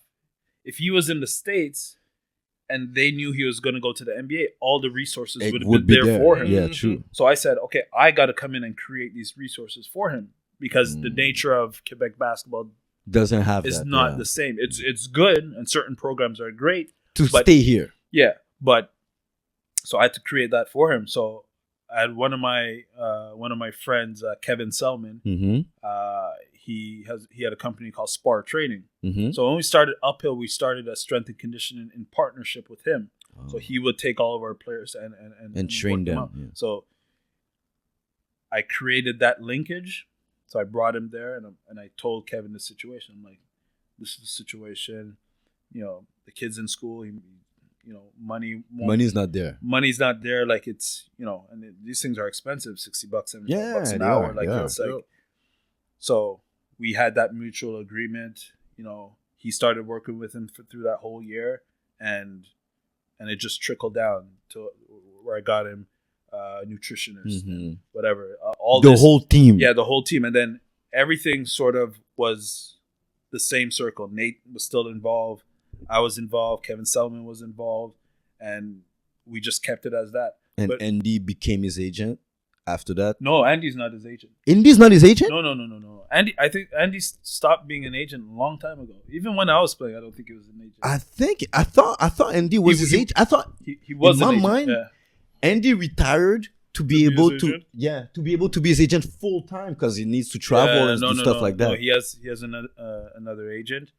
But we all, you know, kept Andy is still involved with the recruiting and stuff, and then you know, so we got him the structure that, like, I visualize how the States would be, like, you know, wake up morning, run, this, stretch, weights. You have a plan, and I brought Kareem to the house. I said, okay, this is what it's going to be, like, breakdown video. I used to break down video for him, bring him over, like, watch the video, so it was a whole year of, like, really. So I'm doing this while I'm coaching at Concordia. But that should become normalized. But that's why I sort of created what I do, and again, I'm not gonna specifically who, but just the Quebec scene. Basketball Québec. But I just Non, moi je le dis. But yeah, I'm not involved. Yeah, but they look at me as T'es séparé. Outcast, outsider. I'm outside. No, they look at you like they were looking at Son Youth back then. Yeah, so exactly. So it's like you're doing something different. Hey, what's happening? You're probably here? competition. But me, it's just I want to get players to the next level, whatever that may be. They don't want to get those players to the next level. They want to keep them here. I think it's maybe they're not sure how to go about how to it. go about it. No. This is stuff that they verbalized. Okay. Verbalized. You go to camps when you're part of the basketball family. Like I played for Team Quebec. It's been 20 years. You go to camp. They probably switched now. It's been 20 years. I don't give a fuck. When I was there, that's what they used to teach kids. Yeah, we do. Et nous là ici au Québec, on n'a pas le talent nous autres ici pour aller aux États-Unis. Nos jeunes, on vous forme ici là pour les universités du Québec. Parce que nous c'est comme ça que vous êtes. This is the mentality. Bourré de talent au Québec, bourré de talent. But it's again. But on the other end, they will do anything if your last name is Côté to send you to the United States. Okay. Yeah. Even though they know you don't have the guts or the mental toughness to stick there. Yeah. They'll do whatever. Your name is Beaulieu. They'll do whatever to bring you there. Because again, rotated cuff or not. Yeah. I get it. I want to say that they want to do things well, but like I just in my head I'm like, okay, let me just do something independently to try to get this going. And again, I'm definitely not the only one. If you look at Parkex and what they've been doing, what Nelson and them been doing over there, it's the like, same thing. Okay, it's the United States mentality. Yeah, so whatever's happening there, and again, I've spoke to them, and it's like they have a structure to get kids where they want to go, and you see the results now, like year after year, player after player. Now guys are going to the NBA, so that's at Parkex. But you know, D, what's fucked up? Prospect, Parkex, what do you call it again? Tetford Mines, Alex, what is doing with Dynasty. Yes. All these people had an issue with Basketball Quebec. Yeah, so they created their own. Exactly, they did their own. That and again, it's like working with Alex. I mean, they're often now, and you know, we'll be doing projects together. It's that I just wanted to create an independent thing where it's whatever is happening is really up to me. And then let's see the results. So again, results. When I look at uphill programs like me, Nate, or whatever, like, okay, that's where Kareem made it. That like from uphill, exactly. He's an MBA, and this is a kid that's been working with myself and Nate. I everyone always gives me all the praise. I didn't know Nate was involved. Exactly, all the praise in the social media, because when it was getting down to the crunch of him deciding to go to the draft, you were the one next to him. It was me. I was the one next to him. But a lot of stuff that Nate did was before it, because I was there. I seen it. Yeah. A lot of the footwork stuff and the balance stuff was all Nate. Okay. You know, and then I took it to a level where like more skill, understand, like, and then actually just being there. I think more than anything skill wise that I taught him, it was just being there. Okay. Like saying, "Hey, Kareem, you need to do this," and he's a guy that will listen. Having a positive voice. Yeah. So, and again, he's there. And then some of my young guys, like I've been coaching Anthony Maxwell, who played at Parkex, who now went on to has a scholarship in Ontario. Again, he's a kid. He's 17. He's gonna get a Division I scholarship, and then the younger kids in the program that are coming up, they're all gonna get to that level, right? But they started young. So this is basically what I want to create. I want to create one avenue that you can go, so you can come to Uphill Division Dion to get the resources needed to maximize your potential, right? And it's very key, maximize your potential. Some players' maximum potential is just playing CJ. So you're not gonna promise a kid, I'm gonna send you to the States. Jamais. Parfait. I have sometimes people I get messages every single day, right? And I always ask them before they're messaging me to train. Yeah. When can I get some chest? I'm like, okay, but what's your goal? What's your goal? C'est quoi le bout? So I always ask them, what's your short-term goal? What's your long-term goal? You know, and I literally like a lot of players. They want to be in the NBA. That's the first thing they'll say. Yeah. I understand, and again, I never say no. You cannot. I say okay. It's going to be tough because this, and this. Exactly. Right? And you're going to have to do this, and this to get to that level, knowing that your percentages are very, very, very, very slim. It's like 1%. You know, because I know for myself, the player that I was, and I played against many NBA players, practice, whatever, with NBA players. I was very, very, very far away from making it in the NBA. And you know you're really better than those guys. And I know I'm very, very, very good when it comes to Montreal. Bro. You know what I mean? So it's this challenge of having that reality within and knowing, and then someone saying they want to get to that level. And at the same time, not breaking his dreams at the same time. Exactly. Again. Well, like you said, it's not really, you're not really breaking their dream. You're just putting it in their face that there's going to be a lot of work to be done. Exactly. And the thing with Kareem is that I figured out the remedy is just how he does it. If you want to maximize your potential, right, you got to do exactly what Kareem does and how he does it. Okay. So Gala, he never worried about anything else except getting better, getting more shots, getting a training session. Okay, it was really a gym rat. Like, that's something you enjoyed doing. Like going out and this that's and understandable. that. Like, some food is up. But you know? the realest question I've been having on my inbox from almost everybody that realized that you were training him, and they knew that, but most people know that I know you, but the question, and I'm asking myself this question, do you guys think that it was ready? No, my question is not, is it okay that he made the decision? To me, yes.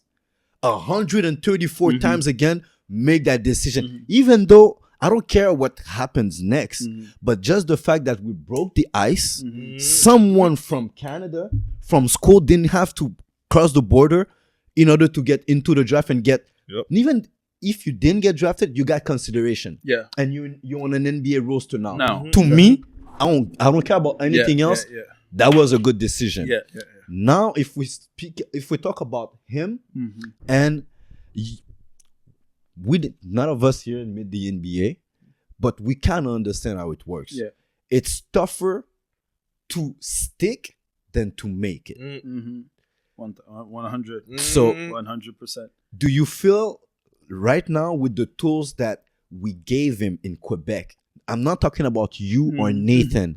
I'm talking about the overall, bringing the overall, like the tools that we gave him in Quebec prepared him well enough to stick. Quebec, I would say no. But then I think the situation that happened with myself and Nathan. Uphill helped it a lot. And so it's, and a lot of people like you come to me now and it's like, sort of like, why'd you make him make that decision? No, but I'm just saying. Okay, wait.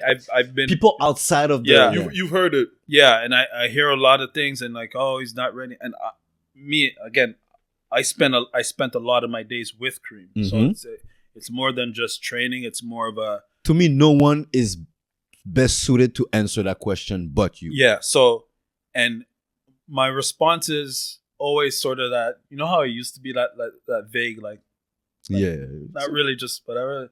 That's how I'm just like, yeah, like if they say like, yeah, he's not ready, I'm like, yeah, yeah, it's tough. It's like sort of like. But that's also from people that doesn't even know what it takes. Yes, to be there. Exactly. So that's my point in my response. And I tell Kareem, I was like, if you hear from anyone that I said that you're not ready for the NBA, that I agreed, it's because if they ask me, I'm just like, sort of like whatever. And they interpreted it answer like that. So it's like, because I'm not prepared to argue with someone or even discuss if you haven't done what Kareem has done. Yeah. As far as the work straight up and stuff like that. Whether he sticks or not, again, there's a lot of different components to that. But like you said, like he reached a barrier that no one here did. No one ever broke a barrier. Even when we're growing up, we're like, no one's gonna make the NBA from Vanier, from CJ. Like he's a trailblazer right now. So it's again, whether he got drafted or not, like he's on an NBA roster from the start to the finish. Yeah, that's it. Right? He played in NBA games. He played an NBA game, and nothing about what Kareem done or is gonna do is unsuccessful. Like Kareem. As we speaking, it's a legend. He's already succeeded from whatever he did, from just making it there. Yeah. It's like Westbrook said the other day. Just by making it in the league, I'm a champion. Yeah, that's how I think. Like a lot of people like to argue, are you the best? This, that. What do you like? You made it to the league. I did so much things in my career. Like I just got to be thankful for it. That's it. And I think Kareem has a lot of inner trust in. Like he prays a lot. He does. Like he's a good kid. So. My question was not more about Kareem, but more for those who are listening to this podcast could go back in their conscience. Those who have power in this league, those who have power in their basketball organization, maybe we should right now look at Kareem and try to see how could we have made his path a lot easier. Yeah, we got to restructure. Yeah, we got to restructure our way of seeing the sport. The resources. The resources. We got to restructure the resources and how we do things, and that's why now you're seeing a lot of independent things popping up, like with Dynasty. Exactly. Great. Like I have a lot of conversations with them and what they're doing now and what they plan to do. Right. A lot of good things, but again, independently. Stuff that when Igor came out with approaching a CJIP and sort of doing his own thing and traveling and whatever, and we've seen some of the players that came up through those programs and EB2s with Chris Boucher. You're seeing a lot of these players now come out these like independent. Exactly. So like it's like it's flashing. It's like, hey. This is what it is. It's happening. It's flashing. Open your eyes. Yeah, now we don't need something flashing. We need the spotlight. Yeah. You have that spotlight. And you know what it makes it tough for myself and all these independents, like, no, it's money, right? Because one thing people don't like, I do this for a living. So it's not like I do a 9 to 5 and then on my free time I come back and I train. No, your whatever. Kids. This is my living. Yeah. I coach, I train, I recruit. Like, this is the only way I make my money is through basketball, right? And I'm trying to come up with ways to make it, accessible for some of these youth, right? Because if there's a kid I'm training, if I'm going to commit to a kid and train him and I'm not getting a dollar value back, then that hurts me. That hurts you, your family, my time. Like, so it's tough in that sense that you got to reject some that don't have the money. Where I find in the States, especially before, is within the system and the institution, there's money put into this. So when a kid commits to whatever school, club, whatever, you're not put in that situation where you have to refuse a kid because you're not gonna get paid. Because I'm being hired by the institution to do this, and I'm getting paid to do that. Now I have to go independent, so now I gotta but rent the there's a gyms big or get my institution, gym, so it's, again, I don't know what the dollar amount Federation or Quebec is getting, but the money has to be allocated in a way that says, okay, we got to put money here because this kid needs this. Yep. Right? And that was my sacrifice with Kareem and some of my players. He doesn't have it, but I got to try to give it to him. So I so you create whatever you need. Same thing for Kevin Selman. He sacrificed. Okay, I do this for a living, but we got to try to get this kid to the next level. But Nathan, we try to get this kid. Whereas, you see, McDaniel, if it wasn't for the Oriental family, because it's really close to Manix and the whole family since back then, and for Pascal Jobin, basically it's because he's really close to Manix. Yeah. Pascal is really close to Rodouins, the older brothers of Manix, that he got some kind of support. But other than that, if you're growing up within the Basketball Quebec system and you don't have certain name, it's sorry, man. Tough. If you don't have the money, you don't have. I had to pay to play on the Quebec team. I'm supposed to be part of the 15 best players in the province, and have to work. I have to pay for that. And my mom couldn't afford the whole thing back then, so she gave me half of the money, and Monarch paid the other half. In the other half. And I think that's one thing why the Sun Youth and Quebec thing sort of was classic. Because, like you're saying that for Quebec, me was the total opposite. I go to Sun Youth, you don't pay nothing. Everything's there for me. We have a weight room, we have a gym, we have buses to take us here. We go to tournaments, paid for. Like, so everything was sort of structured in that sense. So I think that's why some of the players that I've played with and whatever made it out to a high level, because since we were a youth, like Maurice Joseph, Pierre-Marie Colson, those guys came a bit later, but some of Sheree Thomas, like we had all that, and at the same time, who's giving back? People that receive all that, so you want to give back. So Sheree's a coach, Maurice Joseph's coaching. A coach, Nathan's Maurice. A coach, I'm a coach. Pierre was coaching last year. Pierre-Marie was coaching last year. In Toronto, what's his name? Rashid. He started. He finished at Dawson, but he started at Sun Youth. So he was brought up from that mentality. He's doing the same thing as you in Toronto. So exactly. He moved his thing to Africa. Just to say that when you plant a seed, that seed will grow and just as a tree, and now you're the tree that is planting another seed to grow. So anyway, we have to let you go. Okay. But before we let you go, yo guys, D was really good with us today. He didn't come empty-handed, so he brought us some gifts. socks and t-shirts, Nike stuff. Nike stuff, guys. I was trying to get the shoes, but I couldn't get them in time. Oh, okay. But, you'll get a pass. You'll get a pass. But, I'll get that to you guys for sure. So I'm gonna leave you with Ted. He has a question for you. Everybody gets those questions, but me, I need to put you in some hot water before you go, okay? All right. So I'm gonna name 5 names, and you're gonna name from the worst, from your opinion, to the best. Okay.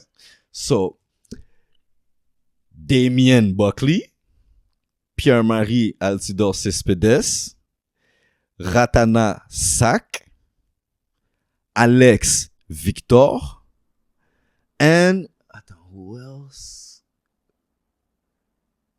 Let's say Lennox Malcolm. I guess all those names, you understand why. Everybody is a point guard in their team. Lennox Malcolm. We grew up. I grew up watching Lennox. Yeah, but you guys, your career in CJEP kind of overlapped. Yeah. We played 1 year against each other. Okay, so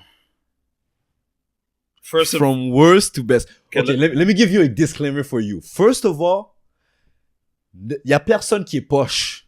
Okay, first of all. No. Yeah. This is a list of greats. C'est ça. C'est just a list of greats. Well, and we're just talking about because there's different phases. Are we just talking about the best that person was?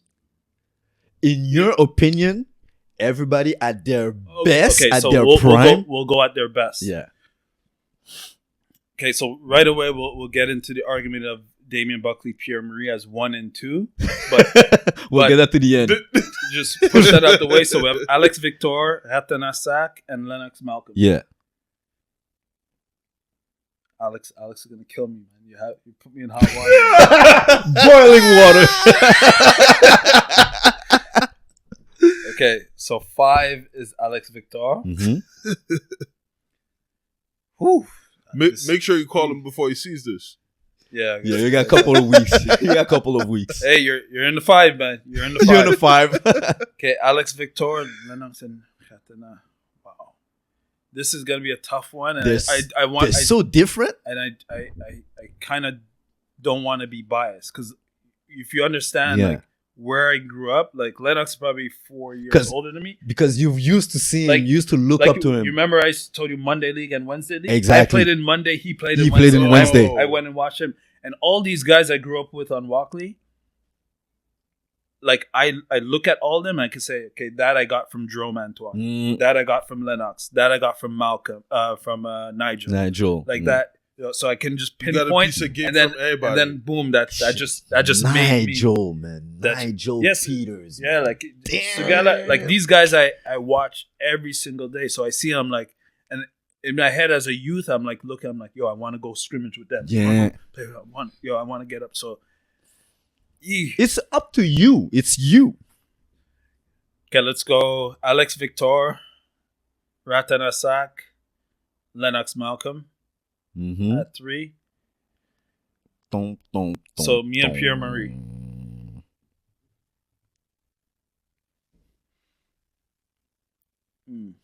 If you're thinking about it, it's because you don't want to say you at first. No, I just want to be. I want to be. You want to be fair. I want to be fair. I want to be realistic. I want to be.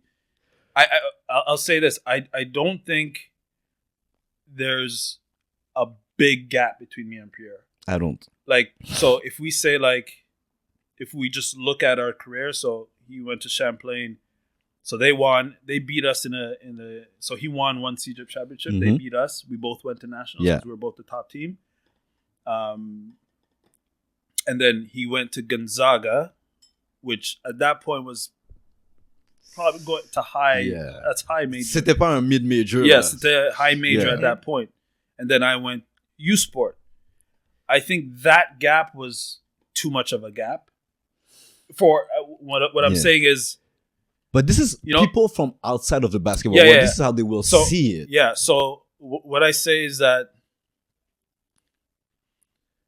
I'm gonna go with career wise.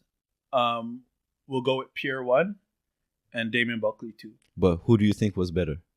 That's the real question. If let's go like this. If Dion is picking a team, Dion picks Damian Buckley as a point guard. And Pierre would be the second. Yeah. Would play shooting guard. Yes. Okay. Just like your team in the Legend tournament. Yeah. So here's something about Pierre-Marie. Why I put him number one. Pierre-Marie, like that 1 year we played at Sun Youth, here's a kid that sort of had that mentality like Kareem Mane. Okay. He knew where he wanted to go. Yeah. So like we'll be in the hotel, like he would have that, you know that thing you like this and the thing rolls and you on your like he's in the hotel doing in that. 99. He been ready. Yeah, so been ready. So we're there in the hotel. I'm looking at it. I'm like, that's why he's so. Yeah, his body was. That's why he's so fucked up. athletic. Right. So I seen that back then. So I'm like, so when I look at it now, I'm like, yes, I had like the accident, whatever. There's like I can never try to do that. Like, my thing will pop out. But in that sense, he worked so hard to get where he was at, and I seen the work visibly. Mm-hmm. You would have to give it to him. I got to give it to him as far as the career. And there's things that I look at. You guys ever watched the Pierre-Marie mixtape? Yeah. Yo, it's a mixtape. It's the best one in Canada. It's the best one. Like in even people now, like kids now, whatever. When Pierre are in the gym, I'm like, yo, did you guys see this guy's mixtape? And they're like, what? Like, and like I look at the mixtape, the moves he does. Yeah, crazy. I'm just like this is a point guard. Boom, dunk, like behind the back, so smooth. Like so. Wow, in that sense. But again, if I'm talking about pure point guard and like I'm picking a point guard, and the best, again, I'm not talking Vanier. Buckley, I'm talking the best at the best. Prime. I'm taking Concordia Damian. I'm taking Concordia Damian. Like the one I saw at YUL. Yeah, because there's when I played at Concordia and when we played like 5 Division I teams every year, and like when we beat Illinois and all this, I can honestly say, and like you guys, I'm very truthful. I can honestly say. There's not one point guard I played against in the NCAA that I think was better than me. Oh. Like when I played. And you played against D. Brown. D. Brown and... No, c'était après. Oh, D. Brown, okay. they're gone, yeah. Okay. So I got lucky in a few games. So Concordia played against Arizona that I didn't play, Jared Bayless. Okay. And then... Gravis Vasquez at Meriden. Played those 2 games I didn't play. Okay. So those 2 guys were... Gravis Vasquez was solid. Yeah. So those guys. And then at UConn, even though their whole starting lineup, Marcus Williams, I don't know if you remember him, left. Yeah. He did not play that game. So I didn't play against those guys. But everyone else, I'm like... Everybody else that you met. The Concordia Damian Buckley, I'm like, I take Damian Buckley. Right? Oh. And... that's what it was. I even like in an interview with the head coach from Utah State when we played them. We played a good game against them. They beat us by 8 or so. He's like, that's the best point guard I ever coached against. Oh shit! Right. So it's like things like this. Like when I go to play, that validates you. Yeah. When I go play the game, I'm not thinking like, oh, I should be here or something. I'm like, okay. Now is my opportunity to show that I belong. And when Illinois came here and we beat them, now people are seeing like, oh, like how did that happen? Because Illinois at that time was a big known team. Like they were just came out of the national championship. Yeah, Deron Williams and those guys were there, but I have to look at those times as success for myself. Like people might. Oh, well, they come up with an excuse. Well, just preseason. It was their 3rd game. They're playing in a small gym. Like there's no excuses. There's no excuses. Yeah, you play. We went on the floor and we beat them as a youth sport team. That's it. And they got big guys. My center was 6'2", Pat Perrot. Shout out best footwork ever in Quebec. I seen him going against Duke, and I'm like, yo, fair là. Going at Sheldon Williams at like boom, getting the bottom foul, finishing like fou. Perrot, légende, man. Yeah. Anyways, Yeah. Ted as the 5 questions. 5 questions Quick, again. fast. Quick, fast. It's like you don't have Quick, time to fast. think. Oh, I gotta go. All right. I like to think. You like to think? Yeah. Don't think about He's this. a point guard. Family or basketball? Family. Oh, you have to think. Oh, I didn't. My bad. I didn't hear the question. I didn't hear the or. Yeah. Family. So, mid-range or 3-pointers? Mid-range. Offense or defense? Offense. Blocks or steals? Steals. Jordan or LeBron? Jordan. Good shit. Damian or Dwayne? Damian. Shit, When would you take Dwayne, though? I'm putting people in wrong. When would you take Dwayne? When would you take Dwayne? Why? When? When? Well, Dwayne's Dwayne. Dwayne's my best teammate. I just think it's tough to say with all the things that he does. Oh. You know what I mean? It's Yeah. tough to say I'm more valuable with all the things that he does. Me, I'm gonna ask you one You know, thing, like- and that's gonna That's going to end it? that's gonna end it. Do you think it's fair for people to say that you made Dwayne? Dwayne wouldn't have the career that he had if you weren't always playing with him. Do you think that it's fair?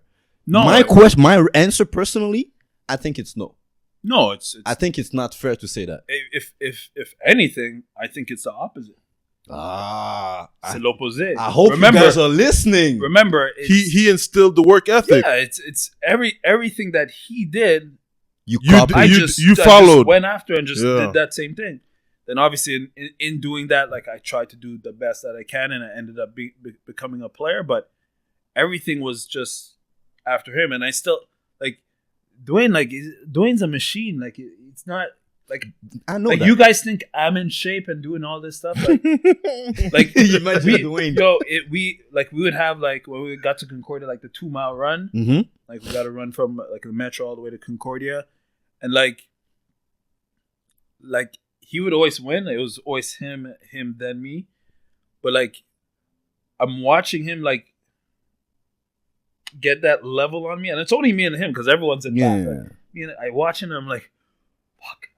And you're trying. and I'm pushing to try to just keep up. So my whole upbringing was like, okay, I Trying to keep up. I gotta He's keep the one up. that push you further. Yeah, I'm like, okay, he's there, so I gotta try to get there. Thank you. Like if I'm relaxing, like again, He's if I'm pushing relaxing you. on the defense end, he's boosting you. he's the only one that's gonna say, hey, yo, fuck you, Shoot, like, shoot. yo, Yeah. let's go. So Yeah. then, boom, I get active, boom, like, so it was always him pushing me to then that point where things just turn around and I start to understand this by myself, and I just could boom turn it on by myself.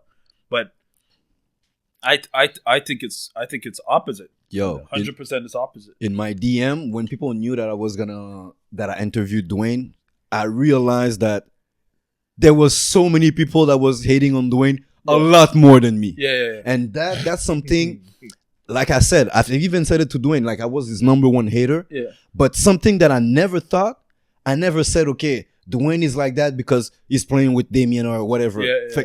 So to me, the whole past week, I've been receiving like DMs saying, yo, it's like people are treating him like he's Amari Stoudemire and you Steve Nash. I'm saying, no, the guy is his own guy. Worst come to worst, is more of a Sean Marion. He's his own guy. Damian needs him on the court. And I was often using the defense like, there's a lot of things we see Damian do and accomplish is because Dwayne was there to do the dirty work, to guard the toughest guy. 1,000. Like it's like if like remember I said I will pick myself. Like I would pick Dwayne non-bias over like any Montreal player. Like before we ended. Like obviously there's more guys now, but like I would take him 1,000% because I know he's gonna do whatever it takes, and he can do it. He's gonna rebound. He's gonna block a shot. He's gonna stop the best player. Yeah, he can do everything. Right? He's gonna hit the mid range. He's got like these are things that he's gonna do. Where other players they're too above that to want to do it. So when we would win, like if we would win games, like and you look at it, if you look at the physical stature of myself or Dwayne, whatever, like, how do these guys win? Like, two little skinny guys, True, like, whatever, like true. how? You don't have the body yet. Because they don't. A lot of people don't see the dirty work that's being done during the games. Everyone just sees the guy who can boom boom come step back three, and like all that stuff doesn't matter.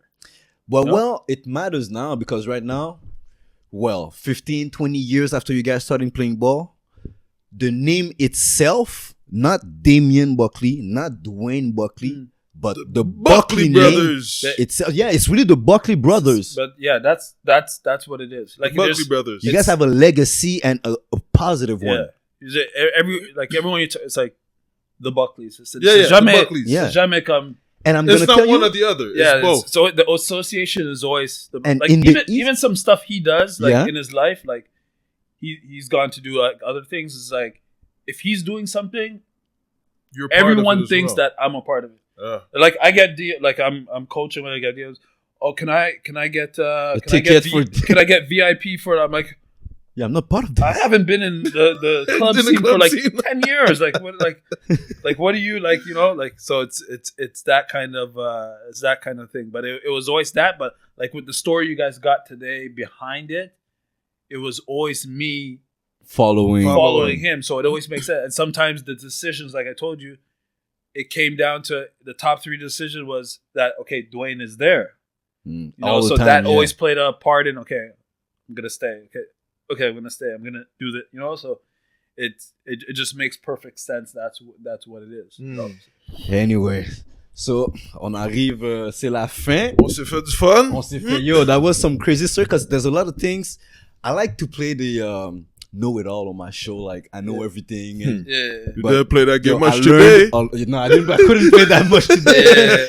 I learned a lot of stuff. I know it's a bit more like, you know, serious. Like No, but the that's good. stories, We like, learn. Nah, We but it's learn, cool. we learn. It's cool. It's the energy. And That's your truth. That's your Exactly. energy. So we learn. That's how you brought it out. Yeah. So, oubliez pas d'aller subscribe, like, share, follow. Aujourd'hui, guys, on avait Dwayne Buckley. No, I did that on purpose. Yeah. Just for Dwayne, guy. I messed up. I said we have Damian Buckley. So, no. Aujourd'hui, on avait avec nous, guys, comme je vous ai dit, pour moi, un des top 5 point guard de l'histoire du basket à Montréal, Damian Buckley. So, oubliez pas d'aller sur les réseaux sociaux, regarder Division Dion pour voir les workouts qu'il fait et tout. Go follow. If you guys have kids that would like to go to the next level, here's the person that could most likely help him out. So go check him out. I'm going to put his link and some of his stuff in the bio. So you can check him out with that. C'était votre talk chéteux d'habitude, Edlin. Coach Ted in this mother. And we're in. And we're out. Ciao.